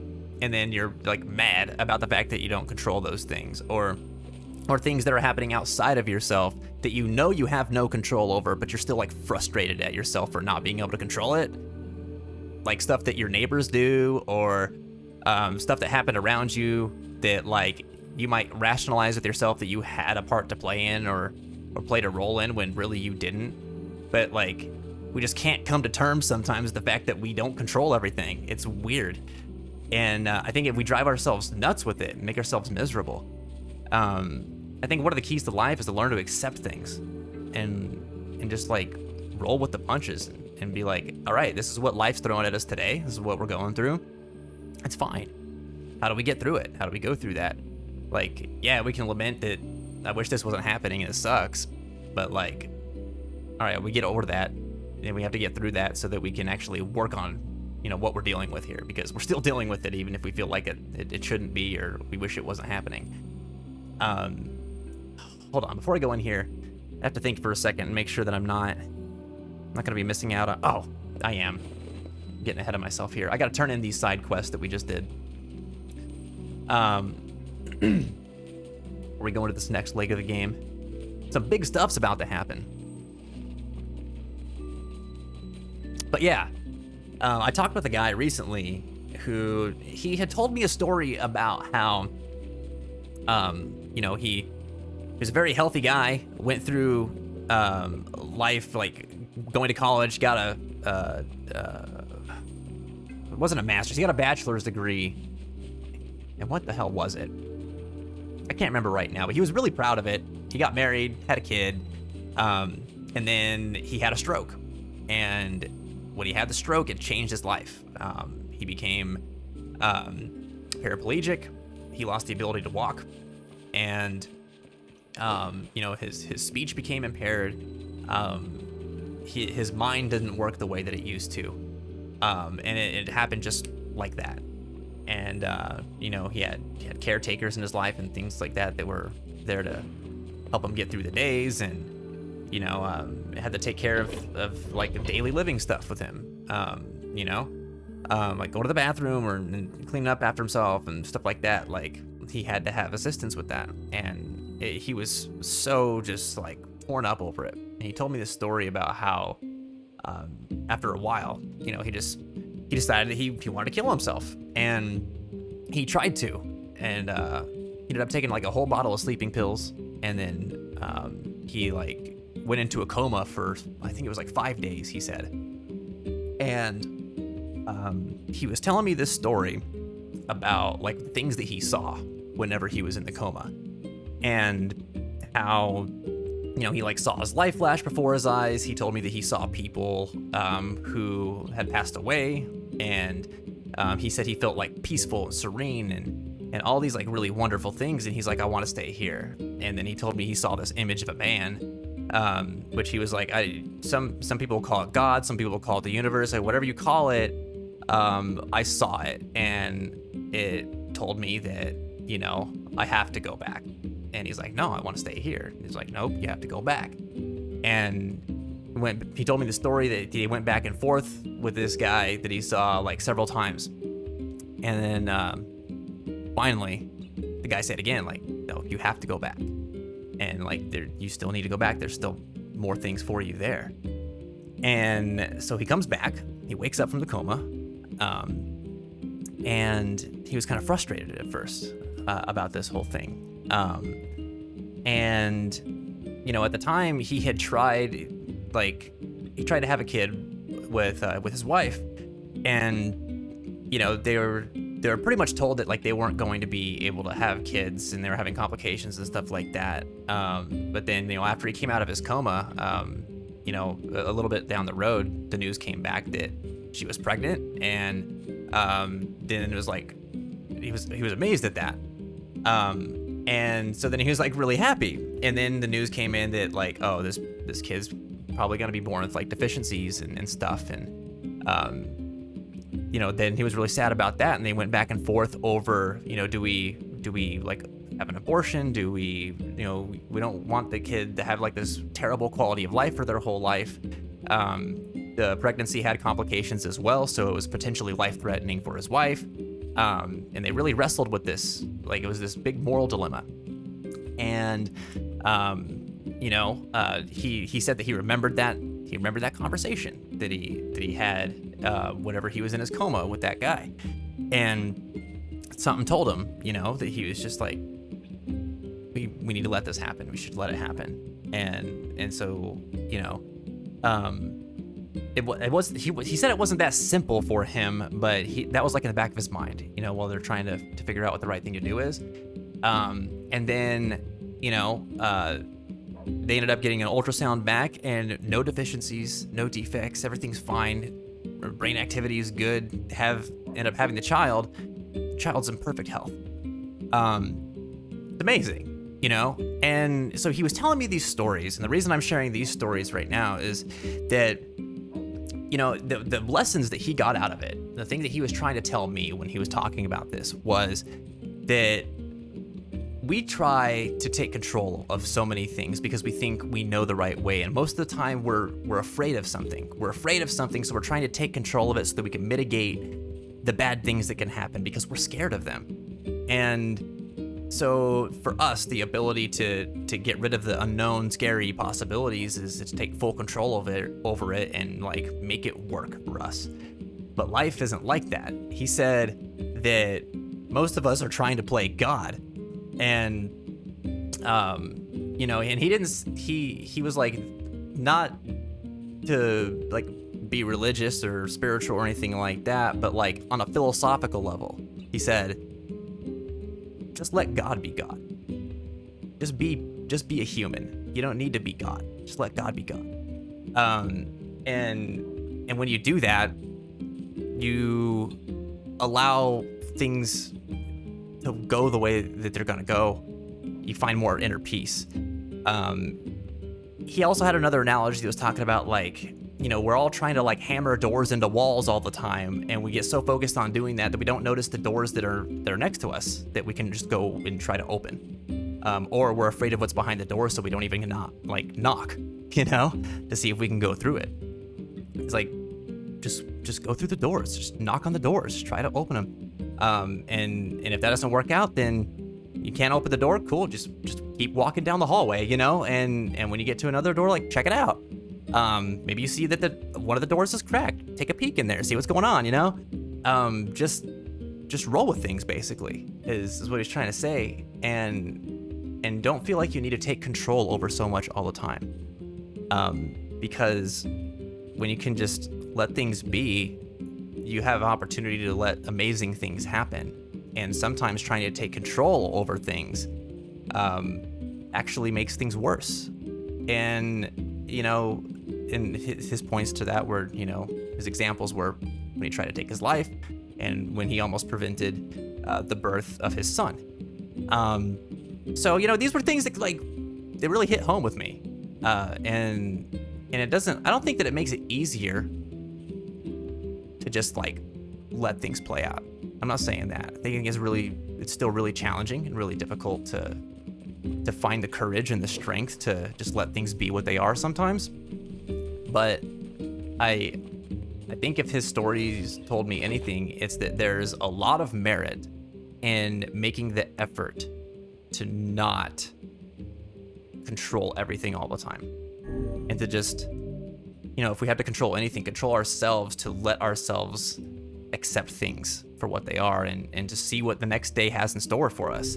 Maybe today's really hard and today's got a lot of challenges. And should we try to glean something from that and learn how to do it better next time? Totally. But I think that we shouldn't allow ourselves to get so wrapped up in controlling the now that we forget how to, like, take anything from it or look worse, or rather, I'm trying to say is worse, not allow ourselves to see what the future can hold. Because I think that's what happens to us a lot of times. We don't allow ourselves to see what the future can hold, or we feel like we have this bleak outlook, and so it's just not even worth letting that happen. We should just give up now because it's all going to go to crap anyway, right?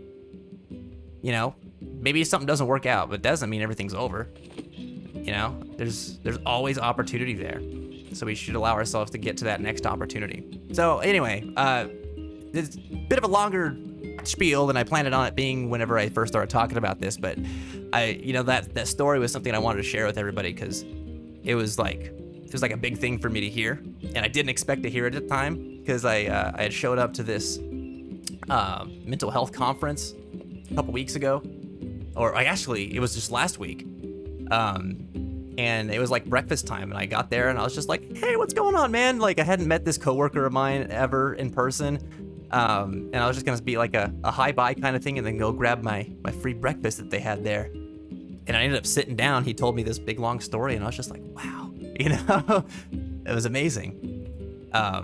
So it's worth sharing. And, you know, you guys are free to interpret that story and take whatever you can from that in your own way, but I wanted to share it with you.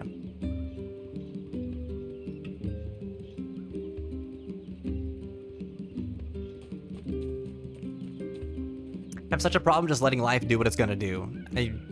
I need to feel like I have control of things. Like I said, it's hard.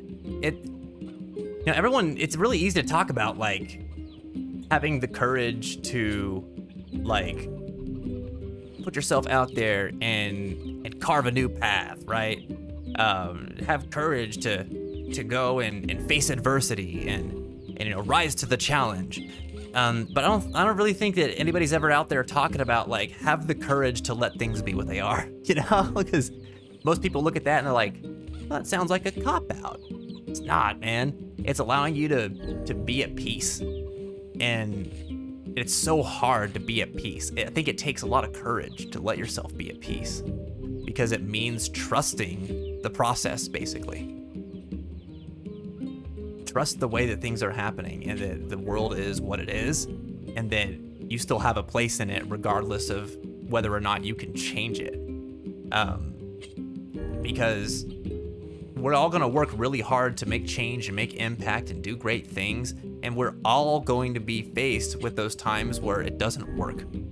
And those times where it doesn't work are going to be really difficult for us if we don't give ourselves the chance to try and be courageous and learn how to be okay with the times that things don't work.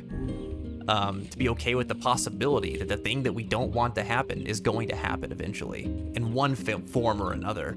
And that when that time comes, like, all right, we're just gonna move on. We're just gonna move forward, you know? It sounds callous when I say it like that. I'm not saying that like it's not gonna hurt, it's not gonna suck, it's not gonna be difficult or painful.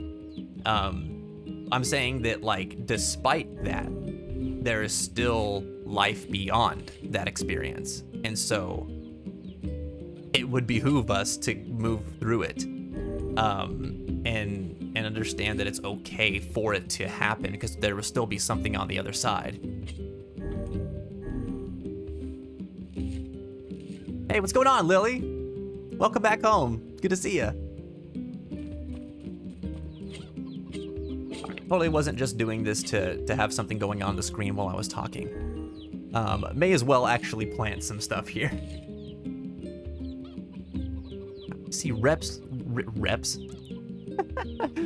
see Reaps jetted off earlier. Maybe we'll see him before we finish up tonight. All right, I need eggplants. Egg. Do I not have? I don't have eggplant seeds. We're gonna plant some beans then. How about that?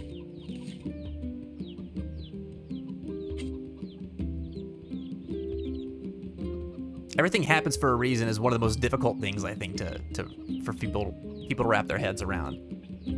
There's so many different interpretations of that I've come to realize. Like, there's the one that we're talking about where it's like, you know, everything happens for a reason, helps us make peace with things happening the way that they are, even if it's not the way that we want them to. But then for a lot of people, I think it comes back to like a faith-based thing where, you know, that means to some people that there has to be like this grand plan. And I don't think that's necessarily the case personally. Like I don't know that there's this big grand plan for all of us, and I'm not going to convince anybody or try to convince anybody either that that's not the case. If that's how you feel, that's how you feel, and I think that's your truth, and do not let me persuade you otherwise. But for me personally, you know, I'm just like I have a hard time seeing that. But I'm not going to get jaded about it either, because I don't think that that's really the right way to go, because I still think there's some merit in, you know, things happen for a reason. And the reason I feel that way is because that, you know, there will be something that comes of whatever's happening right now, good or bad.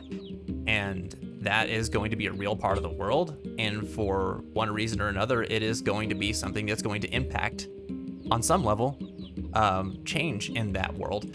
And it's the natural order of things, and I'm, you know, if I can't learn to be okay with that, then, you know, that doesn't necessarily mean that it's happening the wrong way. It's just happening in a way that I am having a hard time coming to terms with, which to me is a very personal thing. It's an experiential thing, it's something that I need to learn how to grow through. I can't expect the world around me to change to make me feel more like at peace or at ease with myself. I have to learn how to find that within myself. It's a very challenging thing to do. I mean, it takes a lot of mindfulness and internal work, I think. And that's hard. That's hard. So like I said earlier, I'm happy to experience things the way that I did. I'm just nervous that it might be beyond my ability to pull off. I have something ridiculous, like 9 makeup classes, but there are lots of options at the high school that I go to, and I have a pretty coherent plan already. So, Andy, what I'm hearing is that you've got a good plan that makes sense to you on how you're gonna get there, that you recognize that this is gonna be hard. It's a lot of classes, 9 makeup classes on top of, you know, what I'm already doing. That's gonna be challenging, but that you can see that it can be done. And I think that's important. Like, those are the things to focus on right there. I'm hearing that you have a path to success on this. And that gives me hope. And I want you to be able to see that hope too, because that's something that, you know, if you can see that and you can figure that out, like, you've already done a lot of work to get there. All you have to do is keep carrying that momentum forward. Not to trivialize the work that it's gonna take or anything like that, but I mean, you're moving in that direction already. So you've already gotten past one of the hardest parts of any process, which I think is starting, you know what I mean? I saw that was someone talking about the Deer Hunter album that's up there? The Indigo Child? Oh man. have to keep my opinion to myself on this one. You guys are gonna get mad at me.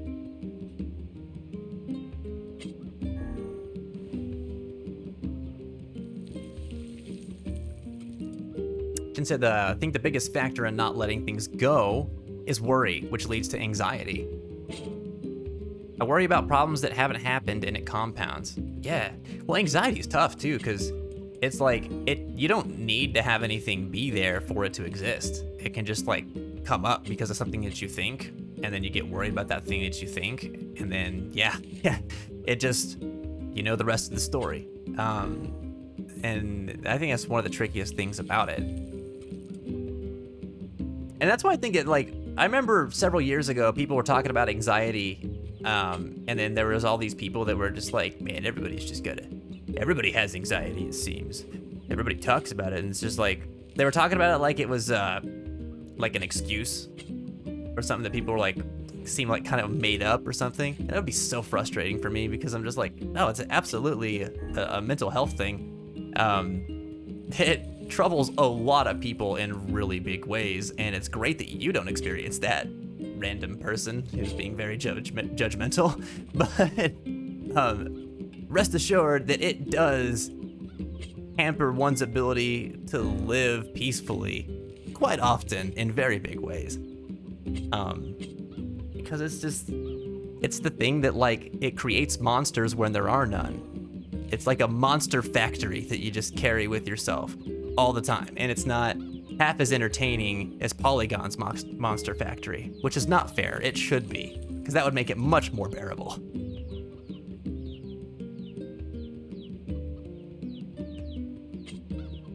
Oh, Lily, I hear that you're struggling about breaking off your relationship. That is a challenge. That is a tough thing. Where are you at in that process right now? Jen's right, it's a huge decision.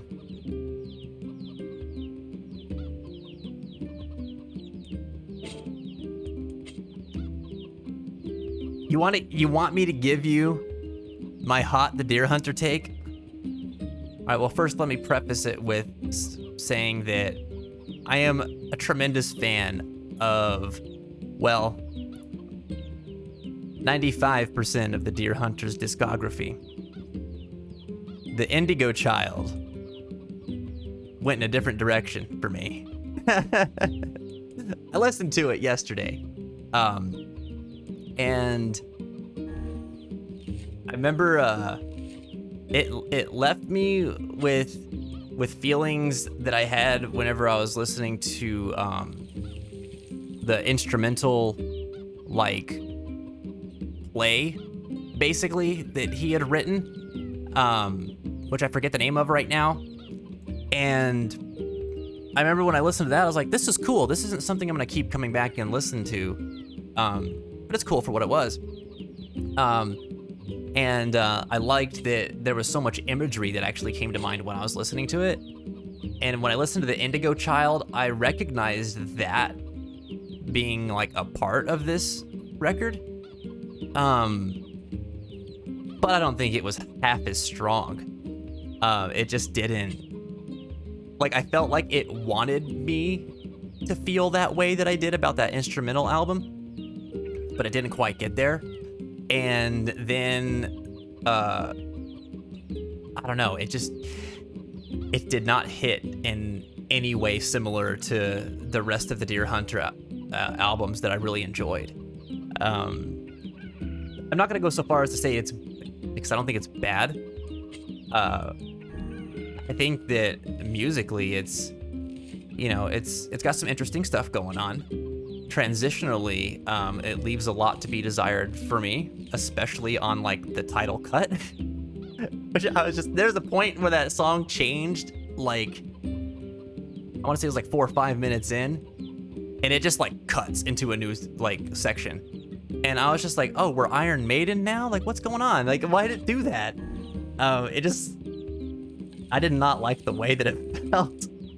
And then, you know, after that, I was trying to sort of come back from it.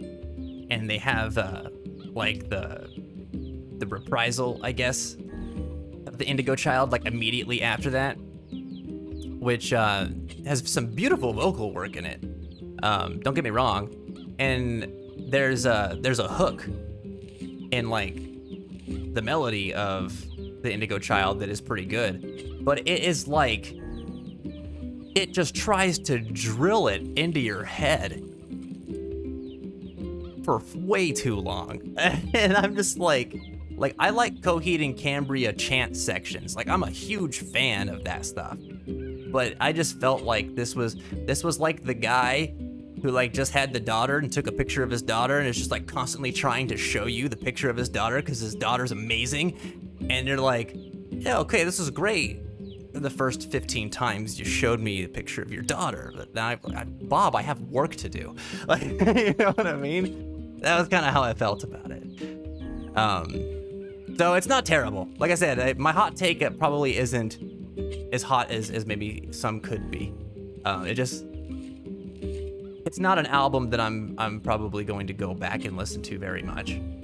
I always give albums multiple listens, like 2 to 3, just to kind of give things a chance to grow on me, because that does happen, and to see if there's something about a piece that I didn't quite get or notice the first round or 2 through. But I'll put it this way, I'm not looking forward to my subsequent listens of this album. I'm gonna do it because I feel like I need to.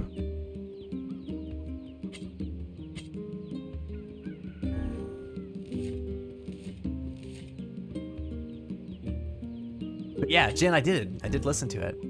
I meant to tell you about it yesterday too, and it just slipped my mind. Definitely, so Pottery Reckon says, I'm definitely more excited by what's coming for the full band album than I was by the soundtrack. Yeah, I'm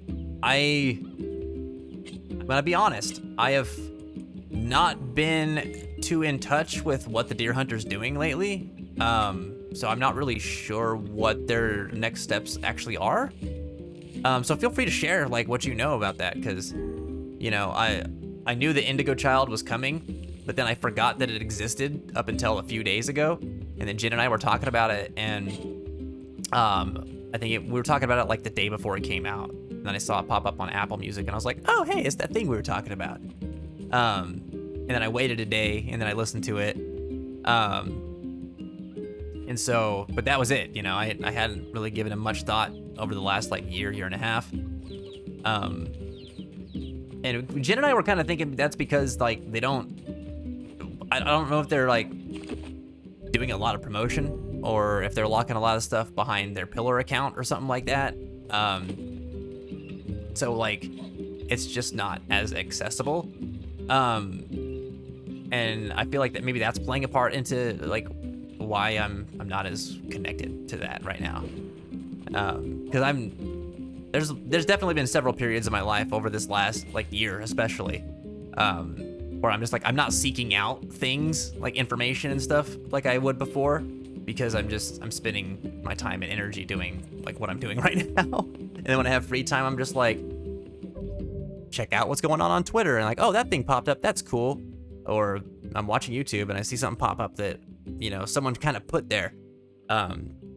So, you know, I think that's why I'm not as connected at the moment.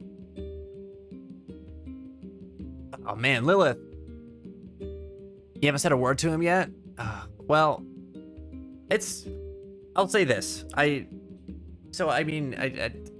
Heartbreak is difficult, and ending relationships is difficult. If anybody in the chat, by the way, has any advice, any thoughts, you don't even have to have advice, just thoughts on what Lilith's going through with breaking up or ending a relationship, feel free to share. I will, you know, just kind of say this, like, it's going to be difficult, and I can tell that you're already kind of picturing it in your mind, and that's painful. But I'll say this, like, heartbreak happens. It's part of life, and it's going to be okay. You know, we were talking about earlier how looking at, you know, what we're going through right now, wanting to prevent it, is like, we always beat ourselves up over like, I wish that this didn't have to happen, or I wish I could prevent this, and we'll kind of landlock ourselves and find ourselves in indecision or in action because of it, This is what I was talking about. and we make ourselves miserable about it, and ruminate and stuff like that. It's gonna be a challenging thing to go through. It's gonna be tough to have that conversation. But it sounds to me, based on like what we talked about last stream and you know how you're feeling right now, this is something that you want to go through with and feel like is right for you. And so my recommendation is to keep that at the center of everything else that you're feeling, whether it's pain and heartache and feeling sad or, you know, like scared or worried or any of those feelings. Remember, at the core of it is this is the right thing for you. If the relationship isn't bringing you the happiness that you want out of a relationship, then it's okay that you're making this decision. I know that doesn't make it easier to go through, and I'm sorry I don't have better words for that.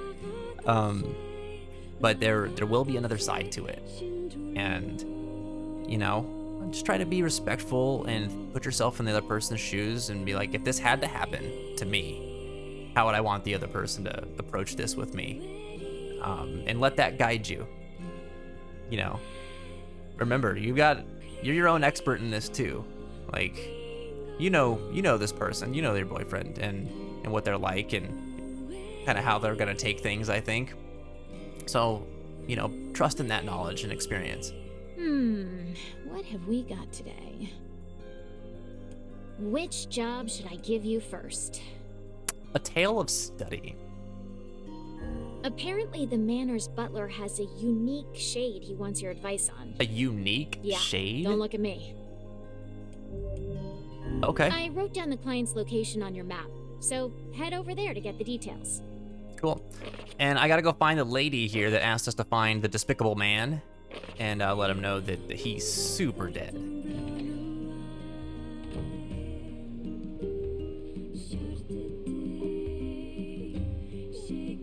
See, Josh said, oh sure, the record they released last week's the soundtrack for the short film that also came out. And the short film's an intro proof of concept for a series that Casey wrote.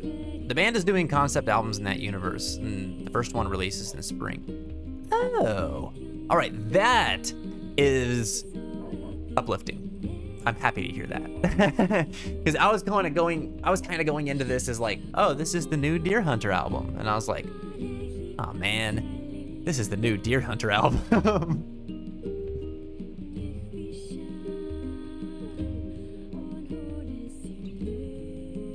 All right, so oh, she's over here. Hey. Only our harvests weren't so poor lately.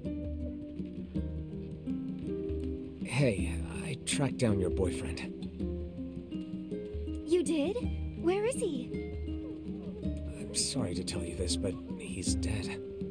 We found his body 5 years ago in the junk heap. Oh, wow. Man, that's right. That's an element to this that I didn't even think about yet. She's been searching for him for 5 years, man. She's like the young lighthouse lady of the village. I had a feeling that might be the case. It's the only thing that could explain him not contacting me for so long. Well, it's not necessarily the only thing. He did do that to several other ladies. Also, he was with somebody else, but we don't have to tell her this. Thanks. I think I can move on with my life now. Here's a little gift for you. I appreciate you doing all that legwork for me. You know what? Look at that. This is... So I know that she didn't get the whole truth, but there's something to take from this. There is hope in the tragedy. She was still able to get closure on this thing that she has been just thinking about for years and wondering and worrying and probably self-doubting and feeling fearful and anxious and just, you know, all these questions that she's probably had that she's probably tried to rationalize and come up with answers to that, you know, in this moment she can put to rest because there's some closure on it.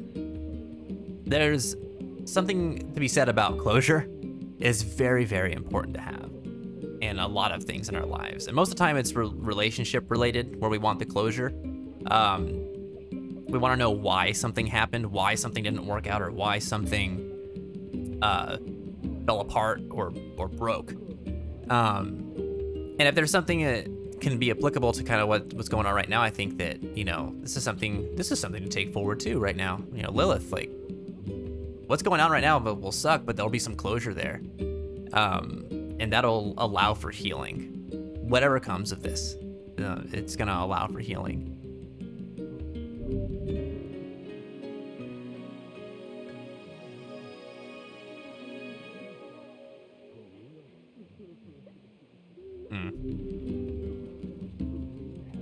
You know, I do notice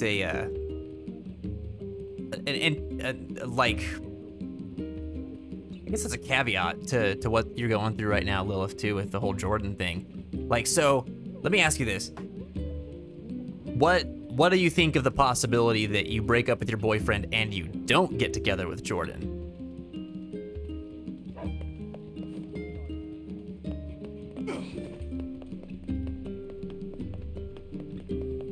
So I think up to this point, it's kind of been the expectation that, like, you know, I can't be with Jordan because I'm with my boyfriend. But if I break up with my boyfriend, then I'll pursue Jordan. But now I'm kind of noticing that there's this, like, what you're saying, there's kind of a wrench in the gears with Jordan too, because of the whole, like, Dylan situation. Not trying to make you sad or anything like that. It's just it just dawned on me that there is a third possibility in this situation too. And I feel like that's worth exploring.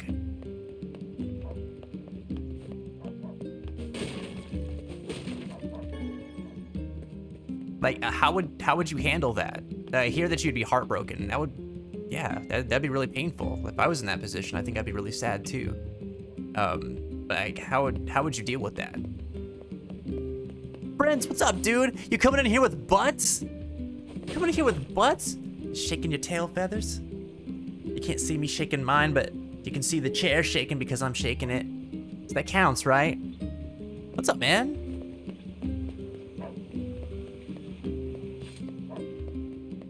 All right, so, do we have anything else that we can turn in here? We need 2 more broken, why do we need so many broken lenses? That's so silly. All right, 8 more broken lenses. Which I guess I can get after I come back from Facade, because I don't really feel like going north again yet. So we're gonna go to Facade. We're gonna pick up the last crate, which I think is in, like off the desert shore somewhere. Oh, and then we can catch the sandfish. Maybe we can buy some logs.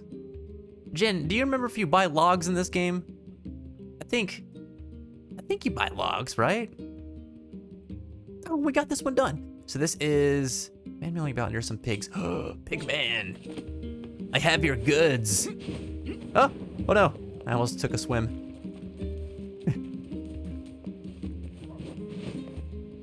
Man.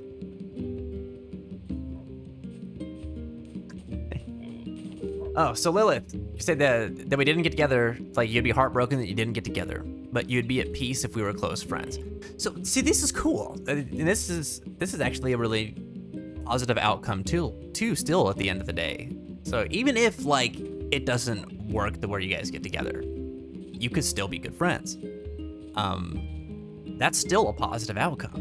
That's still a hopeful thing. I guess then the challenge will just be, you know, overcoming your own feelings and sort of making peace with them, right? You're getting a new Kindle Paperwhite tomorrow. Oh, cool. You excited, Prince? Let me see. Yep, that's all of it. Here's your payment. Give me your pigs. Wow, this is more than I was expecting. Oh, all 3 pigs, you say? Yeah, well, I really appreciate all the effort you went to. Thank you. I always wanted to be a pig farmer. Lad, take his proffered payment and be grateful. Okay. Thanks for the gold. 30,000 again. You know, for everyone being destitute in these trying times, people are loaded. On the other hand, I was worried about this dude, like, disappearing after we completed his quest, but he's still here. Why have the gods cursed us? Oh, he's pretty understandably despondent. Sorry, buddy. That's the guy who lost his daughter. Ducky. Logs can be bought in the material shop at nearest village. All right, we're gonna go to the shop. Who needs to save the game? Give me some logs. You have one unread book right now, Prince? Oh, you're gonna get the latest Comey volume. Cool. Pushed. This is general store, I right? worked it out. Right. Shop here more often. No, I won't. Hey, Thanks for coming. all right, give me your logs. Need 7 of them.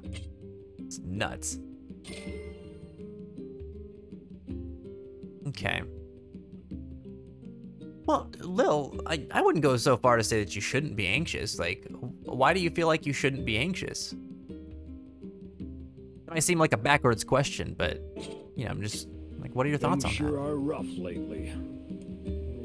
I just bought, like, 7 logs. I gave you 3,500 of my gold pieces. You better get out of here. Get out of here. All right, where do I turn this in at?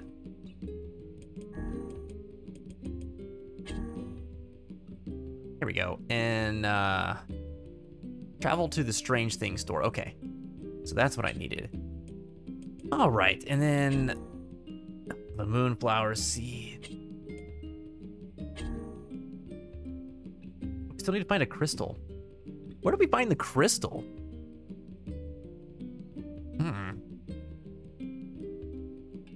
Legit read that word typo and didn't even think twice. Wait, what word typo? Oh, the can't typo tonight? All right, and then I need eggplants as well.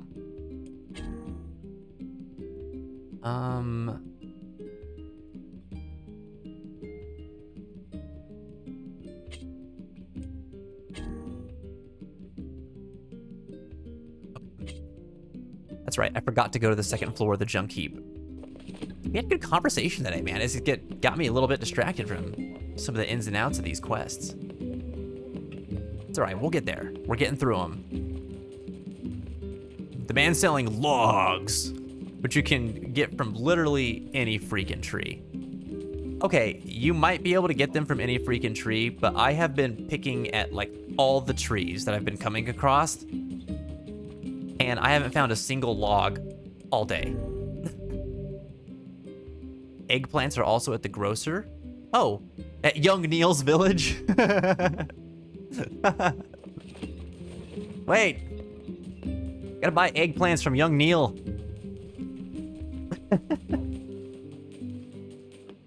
Oh, that's funny. I gotta check the shops more often, man.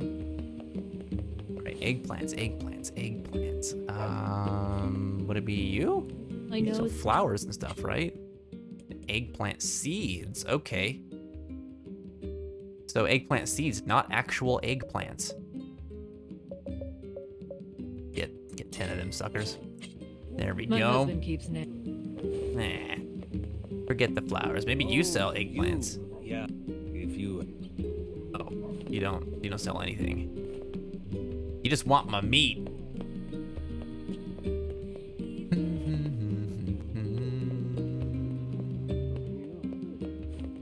Can get eggplants?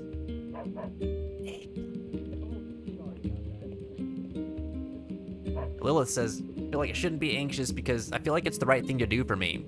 That I shouldn't be anxious about doing. But I guess it comes down to us being together for 3 months.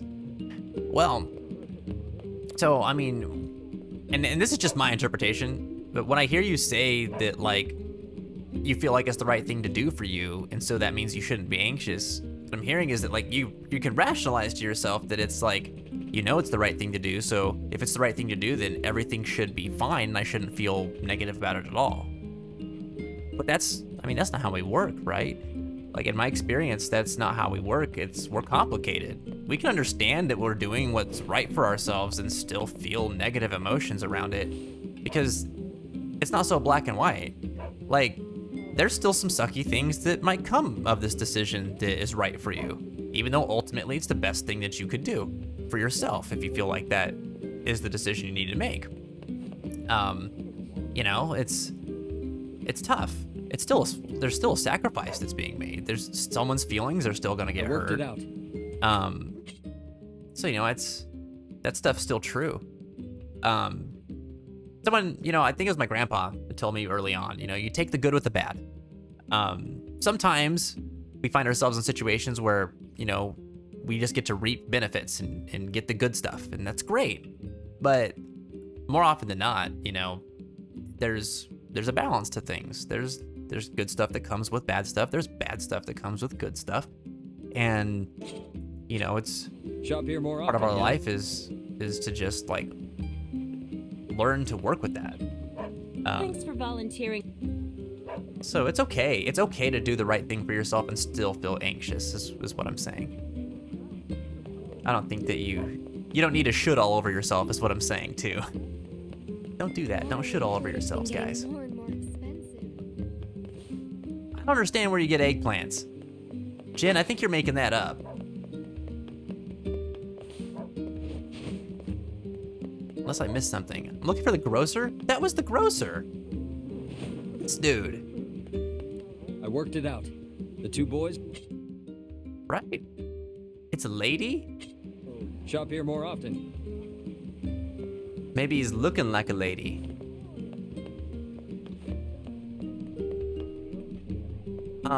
Oh my god.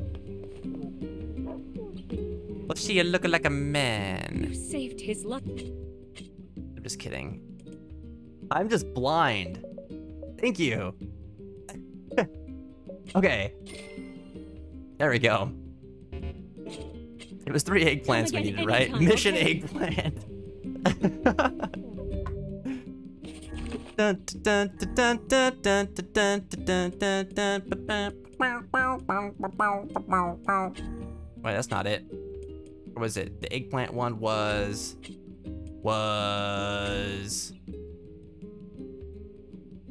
that one is back. Red Bag Man? By the dock. Needs materials to fix a boat. Okay, so we got that.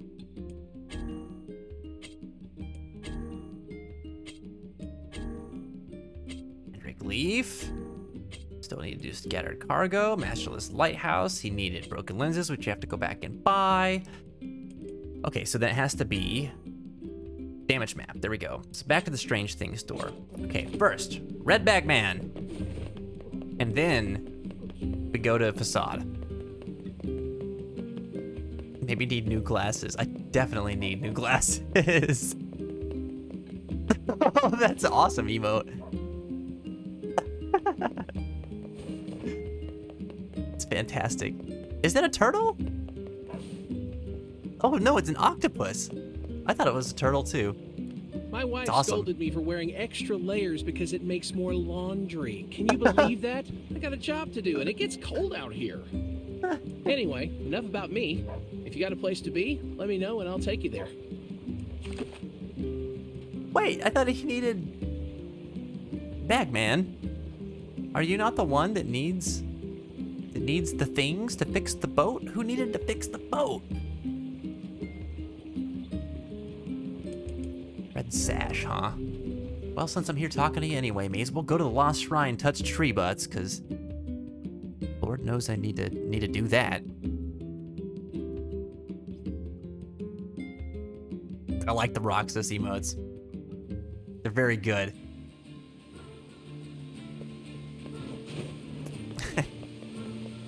Although I gotta say, if you didn't tell me that they were Roxas emotes, I might not have recognized them as Roxas emotes.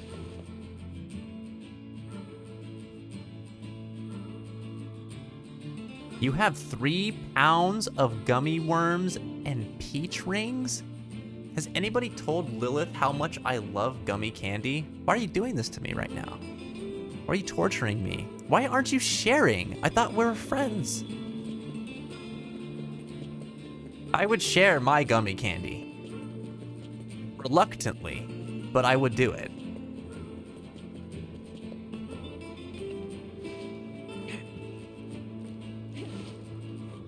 All right, this is gonna be a long trek. And I don't know if the payoff is gonna be all that worth it, but by golly, we're doing it.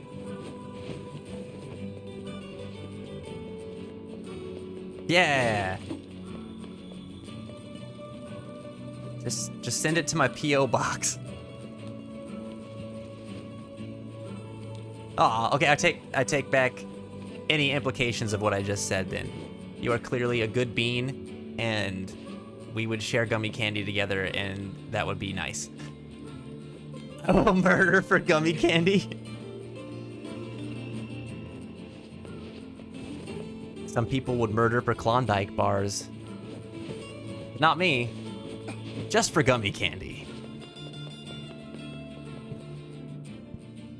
I do love it. Do love it.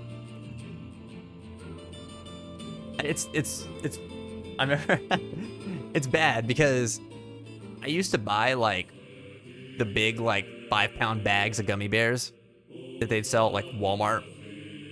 And then I'd just like just camp out with the whole bag and just like go to town.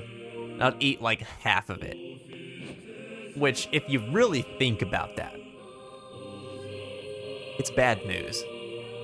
A digestive tract is, it's gone through a lot.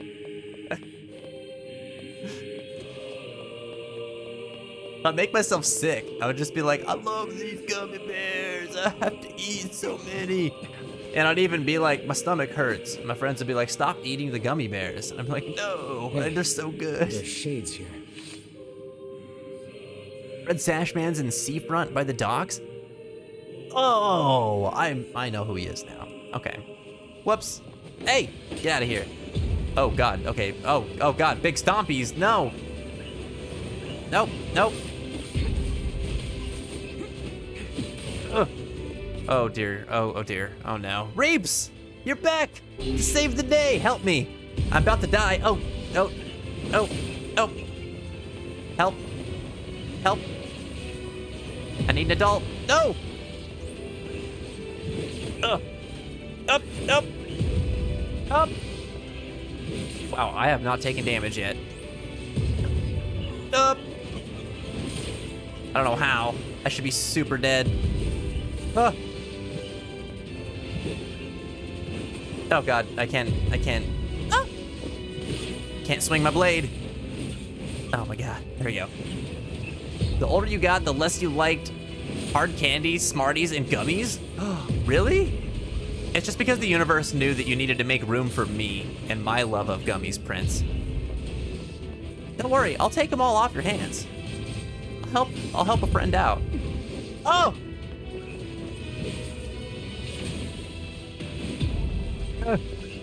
Stop doing the thing. Stop hitting the floor. What did the floor do to you? Oh, God, that almost killed me. Help. You'd sooner eat chocolate cake and ice cream? You can have all of it. Actually, you can't have all of it. You have to give some of it to Jen, but I ain't need that. Give me all the gummies. Hey, your dad's gone. What are you gonna do? What are you gonna do?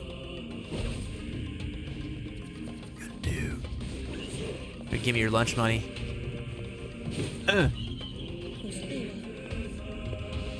That's the last of them. Now let's get a piece of that tree root. Right. Tree butt! Was there hella traffic?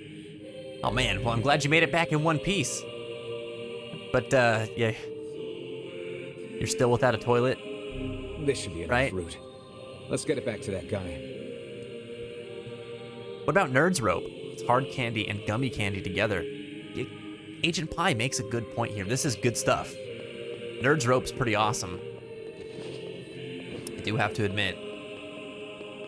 Not my go-to, but something that I can have appreciation for.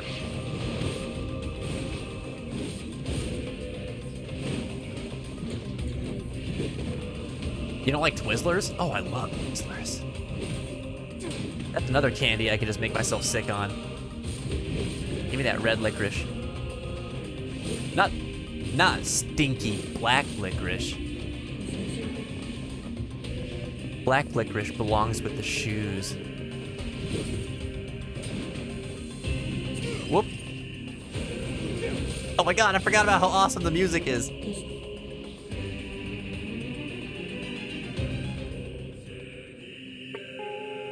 Oh, now it's over. Yeah, the battle music here gets me so hype. Alright, I guess it's time to leave. Where'd I come in at? Was it over here? No, no more shades. I just jumped through a hole in the wall, man. I'm trying to escape. Here we go. Up! Up!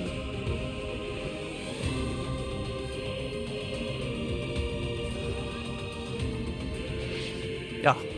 You know what? Fine, I'll fight. Because the soundtrack is lit. Hey! What's up, Hans? Welcome back, man. Oh! What are you doing? Black licorice is the literal worst. Hans, thoughts on black licorice? Right answers only. You got a lot of homework? What's it on, man? Oh, I see. You gotta take off. Okay, well, never mind then. No more questions. Good luck on your homework, buddy. Thanks so much for coming in today, dude. It was so good to see you, Reeps. I'm glad things are going good in your life, man. Good luck on your homework. Keep your head up and your heart strong. We'll see you next time, man. I'll be back on Thursday. Dr. Pepper is making chocolate-flavored Dr. Pepper? Wait, don't they already have that? You're one of the few that likes candy corn? I have mixed feelings about candy corn. I always look at candy corn and I'm like, I want candy corn. And then I eat like 2 of them.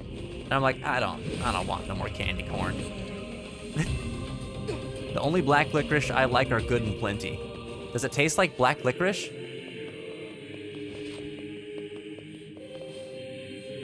Because I won't tolerate it. I can tolerate it, I won't though. I choose not to.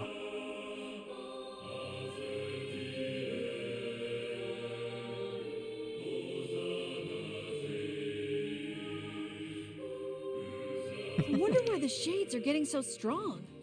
They were never this powerful before. It seems the shades are continually expanding their forces. They're training. Looks like they'll just In the keep hyperbolic pushing us humans time back, chamber, huh? man. You gotta watch out. I'll find a way to stop it.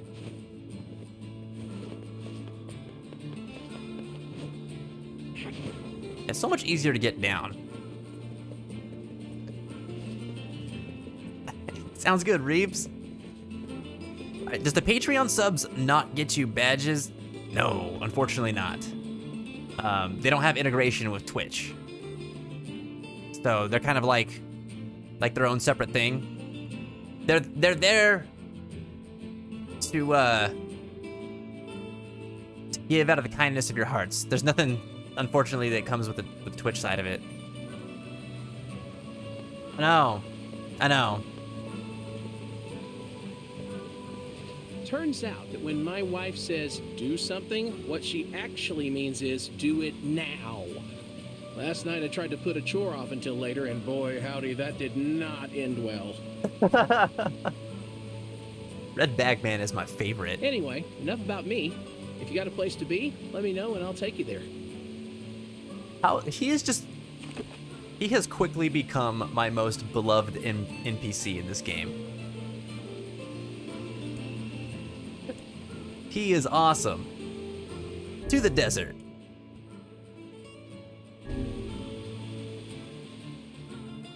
But, Pants, man, thank you so much for the support on Patreon. I really appreciate it. Speaking of, I actually need to get in there and revamp some of what I've got on Patreon, because it's pretty outdated at this point, but I keep forgetting about it. Lures. This is how we're gonna catch the sandfish.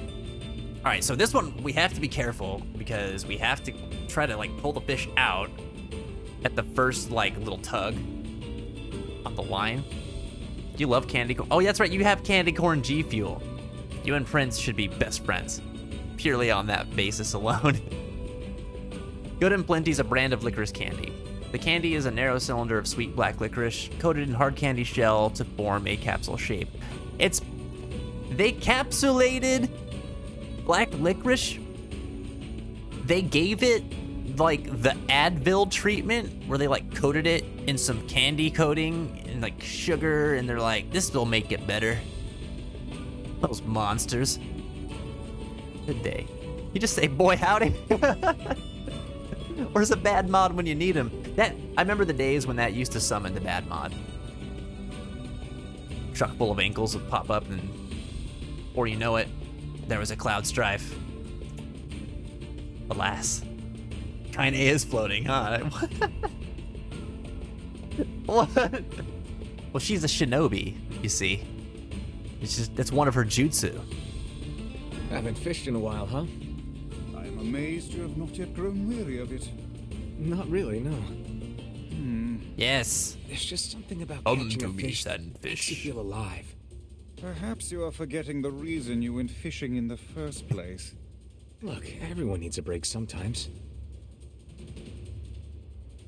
This is when we're Final Fantasy 15 again. Everybody knows how much Ray Chase loves to fish. It's his favorite pastime.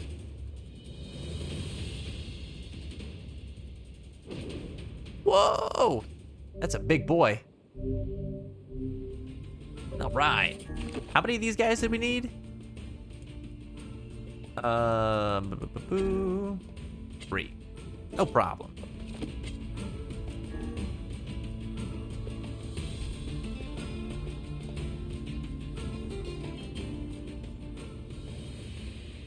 I feel like of all the fish that you have to capture in this game, this has got to be like one of the easier ones to do.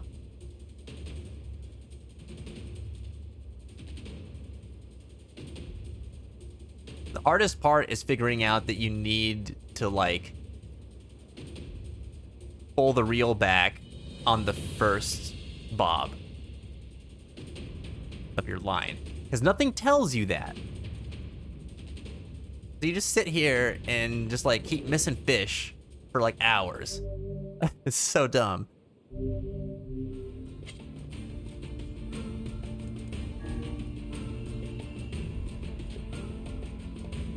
Oh, didn't mean to do that.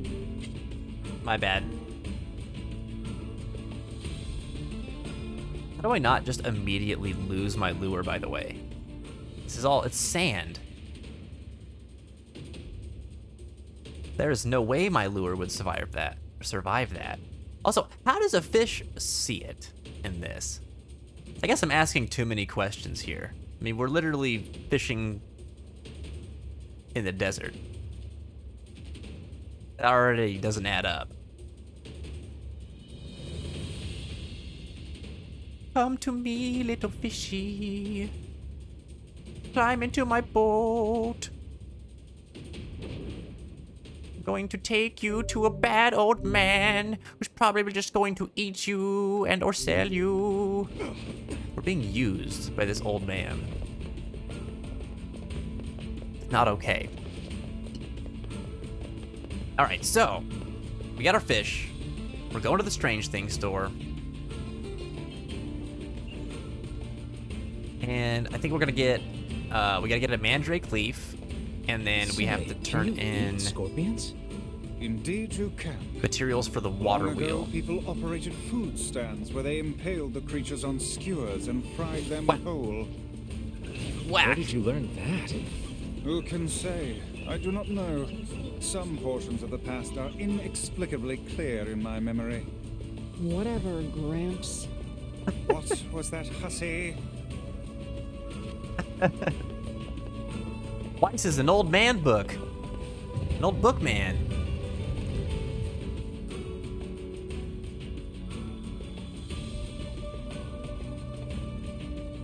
Oh, someone needs to put Lilith in like a calamine lotion bath.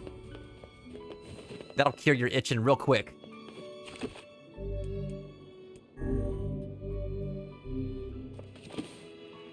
Hello? Tito, this Oh, right. You're a moonflower person. I can't help you. Strange thing person. Here we go. Help. Is this enough? Ah, yes, the iron ore and logs. I will begin construction at once. It may take some time. Is this all right? I will deliver the finished goods directly to the job site. Please tell the client to be patient. Sure, I'll let her know. All right. Sweet. And then we got the second one. I got the materials you needed. Not that I have any idea how they're supposed to be helpful. Like the eggplant is like the weirdest thing. This is from these materials. Are you gonna finish Resident Evil 1 remake tonight? Man, I didn't realize you were that far in it already. Well, I guess it's not like a terribly long game, is it? How have you been liking it?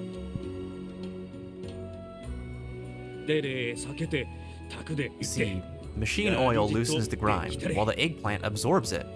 I can use the goat hide to repair the damaged sections. There you are. Your book is restored. Hey, this looks great.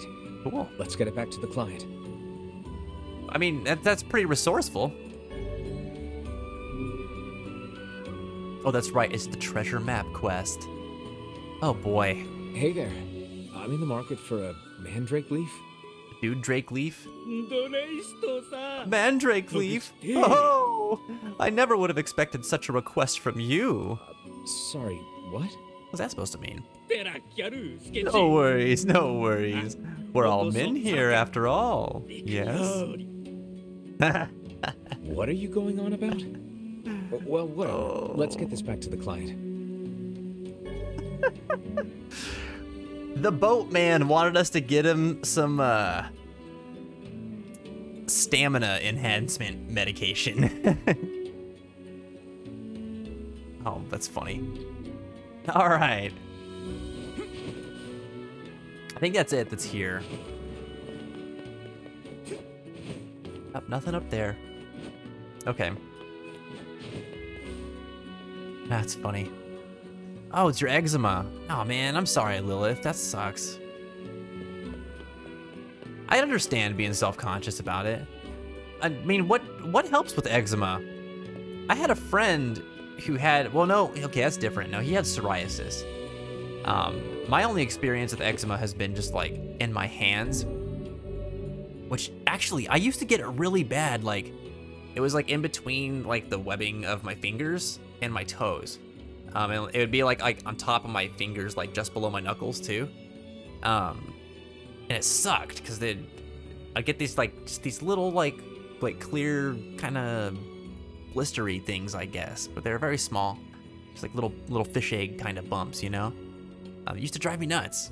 And I always like freak out about it and worry that like it was just making me look terrible, and like I always tried to hide it and stuff, and it sucked. But I never dealt with it in any other capacity, which I feel like by comparison to some other folks, like that's probably pretty minimal. But I don't really know. I get it from, I think it's like my family's genetics, because we all kind of dealt with it off and on. It's weird though, right? Because it's like not a constant thing for some people. Like it comes in like, not like episodes, but I guess in just like, I don't know what to call it, but sometimes you just break out in it, right?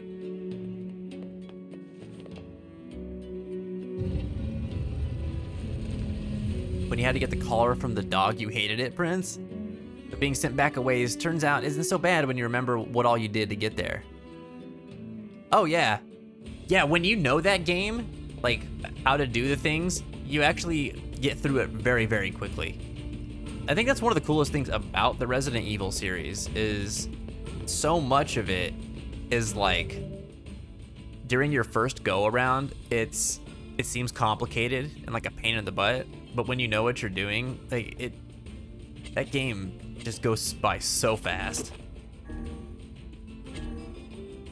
All right, need to get the broken lens still, the one last bit of cargo, which I think actually we have to go out into the sandstorm part of the desert. And then don't think there's anything else we need to do here. We need more logs? Oh, dumb. Okay, I guess we have to stop by the village. Okay, that's fine. We had to go back anyway. No problem. And we still need that crystal. Crap. Okay. Alright, we got that too. Plenty of reasons to go back to the village. Alright, we're getting there. 60% of quests done. Cool. You get eczema on your nose, and the medicine burns. What's the medicine like? I never ever had medicine for my eczema. I mean, I just had like lotions, but they were just like, it was just lotion, you know? It didn't like burn or do anything weird. Flare-ups, that's probably a better way to put it, yeah. Why do you want to peer pressure me into playing Resident Evil 8? What did I do?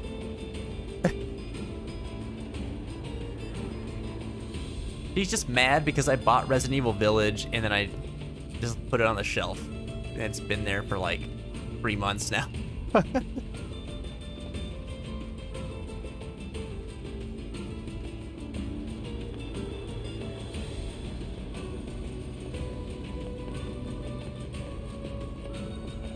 Here we go. This is such an out-of-the-way location. Oh. And it's just a fishing spot. Why are you green? Who hurt you? Did she get like poked by a scorpion? No, I thought the cargo crate was gonna be here. Oh no. Like a single dot on your finger and then rub it on your nose. So it's a topical too? Dude, the Resident Evil 8 demo's cool. I like what they did with it because they made it like, oh, this isn't the actual game, but it's like a tidbit of like the setting and the world that you're gonna be dealing with, but they still kind of made it like part of the narrative. I don't know, I just like the way they handled it. Boy, I could see that from a long ways away, couldn't I? Oh, I already activated it. Ah, so is the scattered cargo not here? I thought this was the other area for it.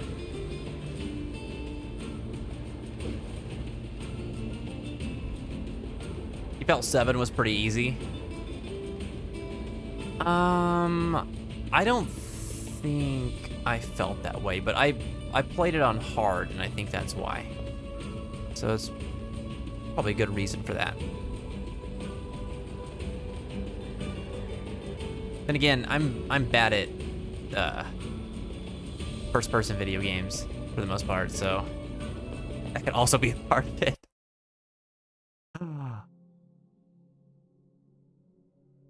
What? No! What happened? Oh, wait a minute. I know what's going on. No. I think my mom just accidentally ruined my life. No. Oh, that's sad. Well, I guess it wasn't that long since I saved. Hold on.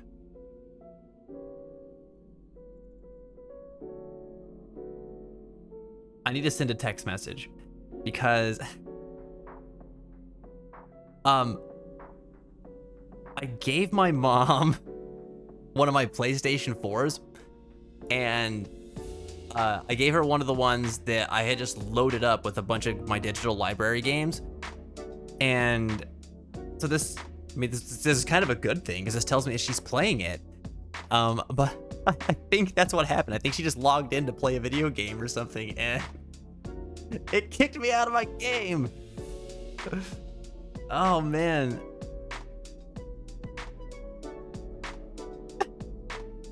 That's so funny.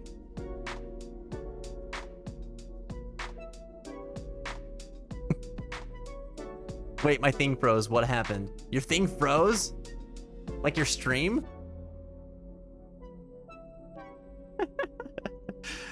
Oh man. Well, we're gonna kick it for a second and wait to see what happens. Yeah, I guess I should have relayed the message out to my mom. I'm hoping that's what it is anyway, because if it's not, then I have no idea who's logging into my account, and I'll have to get to the bottom of that. That'll be a whole other thing. But that was pretty funny. I never would have expected that to happen. I don't know why, it just didn't even cross my mind. Oh, you know what? We just go and play Doki Doki Literature Club instead. I'm just kidding, I won't do that to anybody. That game hurts. But I don't know if any of you guys remember this, but there were some people for a while that were telling me, you need to play Doki Doki, because you will freak out about that game. And then I didn't play it for like 6 years. Maybe not that long. It was like 4 or 5 years. And we just played it, and oh man, that game was wild. It hurt me, it scared me, and it gave Jin nightmares.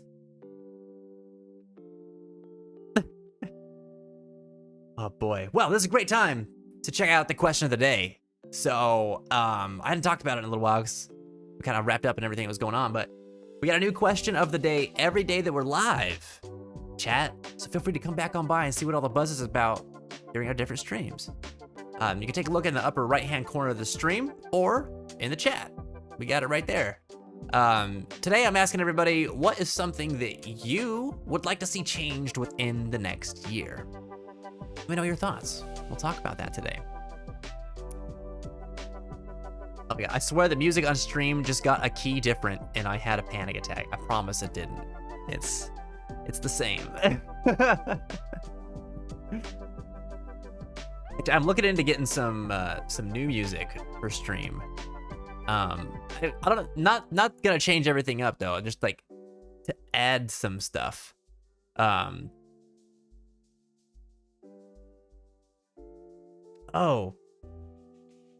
okay. Sorry, I just got a response from my mom. It kind of told me some things. But no, I found some other music that I want to add to the playlist. It's from the same artist. It's pretty good. It's nice when you actually find good royalty-free music. Oh my god, royalty-free music. It's nice because I didn't think that would happen. But tell you, man, stream beats, pretty good stuff. Okay, so here's what happened.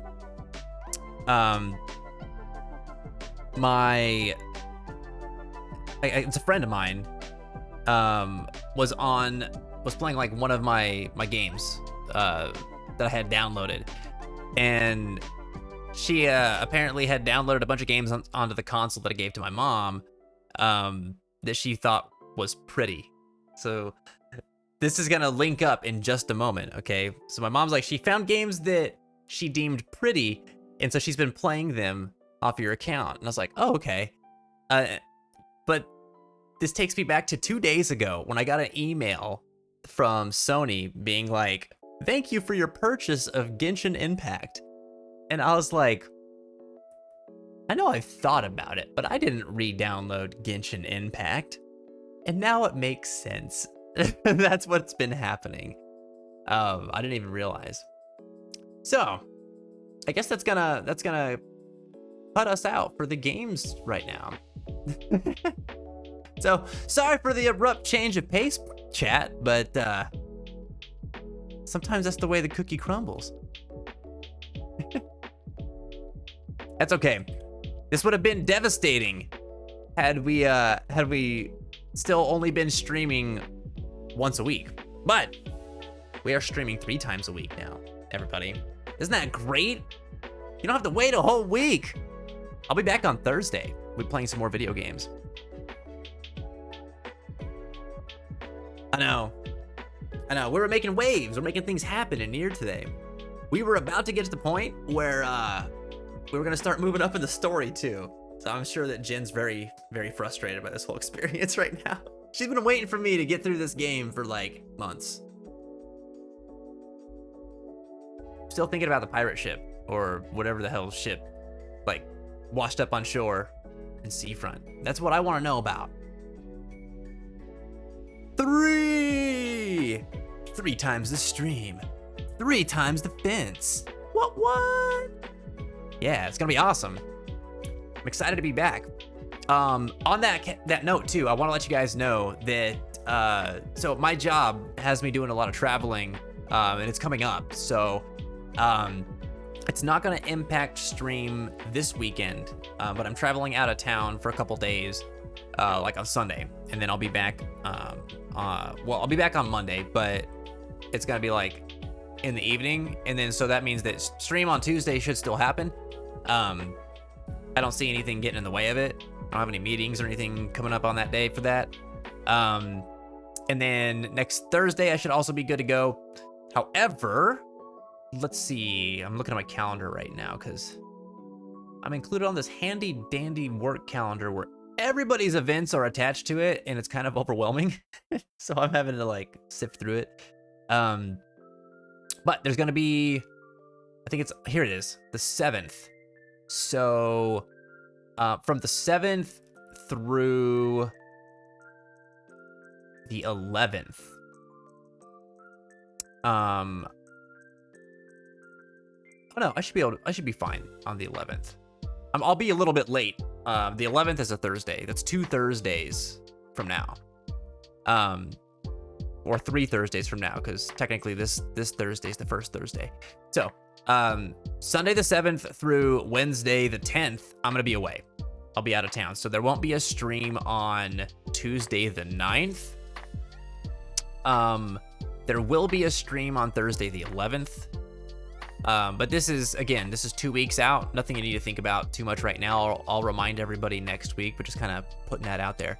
And then next week, everything will be good to go. So, we should be fine.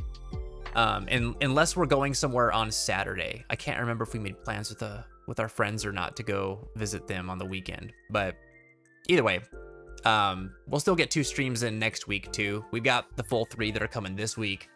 So I'll keep you guys posted. If you're on Twitter and Discord, then you guys will be the first to know. Oh, don't worry, Lilith. Don't worry. I'm not gonna be gone that long. Just that 1 week where I'm gonna be gone for doing like trainings, for like a good 4 days. So the way that it falls though, it's only gonna interrupt, I think, 1 of the streams that week. So it should be fine. However, there will be times where I'm gonna be gone for like a little bit, and sometimes the training days might actually fall where I'm like gonna be gone for 2, maybe the whole week of streams. So far, like for the next like 3 months, I don't see anything on our calendar that's gonna look like that. But if anything comes up that's gonna get in the way of streams, I'll let you guys know. But the cool thing is this job's like schedule, I've got like it's pretty flexible still. But it's more structured in a way that like I can more feasibly set myself like cutoff points. And that's really nice. So, and I'm talking about like scheduling. So that makes it much more feasible for me to like stream regularly and stuff like that. So, which is good. That translates to big wins for everybody else here too.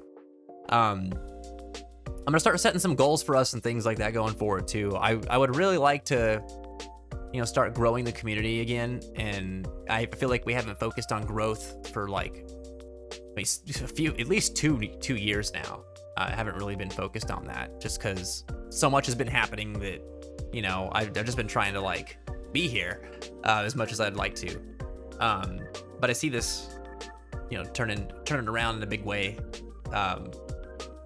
this year, or rather I guess next year, because we're like at the end of this year almost, but you know what I mean. From right now, a year from right now. I see this next year going forward being really productive and positive for us. But yeah, and I just gotta throw out there how weird it feels to talk about that a little bit too, because I feel like when you're talking about growth, you're also talking about like just wanting to be successful and stuff like that, which on this kind of like with this community, it always feels strange to discuss because it seems like I feel like I'm being selfish or something like that. But you know, that's just, it's the name of the game with this stuff. I'm not doing it to be selfish, but I want to see the community grow. I want to reach more people. I want more people to be able to come in and have an opportunity to receive support. I want more people to be able to like connect with all you guys and learn that they're not alone, find that they have a voice, and be able to reap the same kind of benefits from being around their peers like this, that you guys have been able to be a part of for so long now. I think that everybody deserves that. And with all of this work that I'm going to be doing in the realm of youth and young adults, trying to advocate for them and provide them some more levels of support and advocacy with my job, I would love to, you know, do this because I think that will go hand in hand with that. I think we're going to see some big things happening here in our future as a community for several reasons. But yeah, so what I will do, you guys will probably start seeing like goals pop up, you know, whether it's like follower goals. I'm not going to do like subscriber goals or anything like that for a while because I don't have any plans on anything to do with like financial stuff yet. When we come up with goals and things like that, things that we want to reinvest that kind of funding into, whether it's through, you know, just, you know, giving back in some charity aspects, or, you know, trying to do bigger outreach events and things like that, then maybe I'll put something up like that. But for now, I really want to increase our following, and you guys can help me out with that a lot. So I might be calling for things in the future, like, you know, like, hey, send a tweet, or like, you know, just share the community with your friends, share your community with people. It's going to be a big help to us, which at the end of the day is going to be a big help to everybody else that you reach too, because that means that we're going to be able to actually, like, you know, support them and talk with them and, you know, get to know them, give them the opportunities that are here. So I'm excited about that. So yeah, I didn't mean to like just open that can of worms here right now. It just was on the brain, so I figured I may as well talk about it. But yeah, Lilith, don't panic. Nobody panic. Nobody panic. I'm not going anywhere. All right. In fact, I'm gonna be here probably more than I have in a long time. So it's good. It's good news. Boss said it well. Growth equals reach equals more people help. That's exactly it. That's exactly it. Guys, Fence is asking you all to unfollow and unsub to help the community. Okay. Yep. Bye forever. Forget I exist. It'll be great for everyone. SW. What are you doing to me, buddy? Good to see you today, though, man. I hope that you've been well.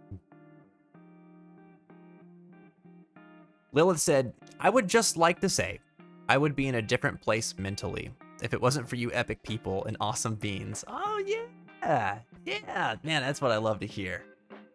That's cool. Thank you, Lilith. Everybody, I think, needed to hear that, too. You guys are awesome beans. You are epic people. You do some cool stuff. Do some very cool stuff. Yeah, I think one of my favorite things, especially because I've been like more active and around the Discord and stuff lately, too, is seeing the way that you guys interact with each other. I've seen you guys posting in like peer-to-peer lately and talking about things that are going on in each other's lives. And sort of like sharing wisdom and support and experience with one another. And thank you guys for doing that. Not just for my sake, but really for the people that you're talking with. It's good to be able to post in there and get stuff off your chest. It's a really awesome and wholesome thing to not only see, but like for individuals to experience whenever they share something and then somebody else engages with them in a supportive way as well.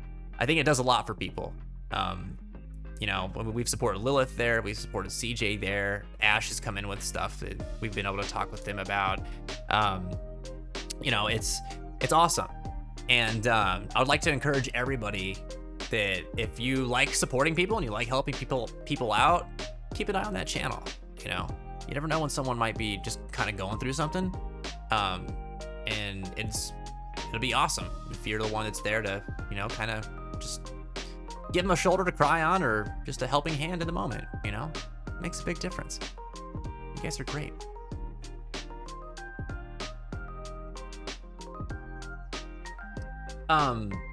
So, see, it's about, I'm actually gonna get ready to go and get some dinner. So why don't we, in the spirit of being supportive, let's find somebody super cool to support. What do you say? Who's live right now? We're gonna take a look. Who's doing some cool stuff? Oh, I know who you guys are gonna like. They're way bigger than us, but never mind that. This is a channel that I think all of you guys and gals will benefit from and will really like, especially if you like the vibe and the atmosphere here and like the types of discussion. Y'all might have heard of her already. If you haven't, we're gonna be rating Imxiety. She is awesome. She's a mental health streamer. She hosts a talk show. She has special guests that'll come on where they talk about mental health, and she's a really strong advocate and just like a super sweet person. One of the only people that I've ever subscribed to long term, even when I wasn't really hanging out much on Twitch, just because I think that her work's worth supporting and she's doing good work to help people. So we're gonna go check her out. I'm gonna share her community with you guys because I think you like it. So let's get ready for that. If you need to keep up with the fence and all the goings on around here in between streams, you know what to do. Got Discord links in the chat. We'll get socials posted there too. Facebook, Twitter, and Instagram, all at FenceChild LLG. We'd love to see you guys around there. Twitter and Discord are where I post my big updates. So if you guys need anything, you know, to get a hold of me, or if you need to find out just, you know, when the next stream is, those will be the places to go. Also on Twitter, I like to post positivity and stuff like that, and mental health related things, and also share stuff about video games and music and all that good stuff. So if you like that, come check it out. All right, let's get this thing set up. We're gonna be going into Imxiety's channel. So if you haven't raided with us before, don't worry. I'm gonna make it really easy for you. Check this out. Got a raid call right there. You can raid with whatever kind of raid call you would like. You can get creative with it. And you know what? If you don't want to do that, that's cool. Just copy pasta this little message that's right there in the chat, and you will be able to raid with the best of them. You'll be like a pro. No one will even know this is your first raid. It's good stuff. We're gonna share some love and support over there in Imxiety's channel. And so I will be back on Thursday at 5 p.m. EST. If I miss you on Thursday, then I hope that I get to see you guys on Saturday. If I miss you on Saturday, hey, happy Halloween, everybody. It's coming up. Hope you guys are looking forward to it. Have a good weekend this weekend. But until then, you know, I want you guys to keep your heads up and your hearts strong. As always, be well, be good to each other, be good to yourselves. And I look forward to seeing you guys on Thursday. All right? You take care. I'll see you guys later. Let's get to raiding.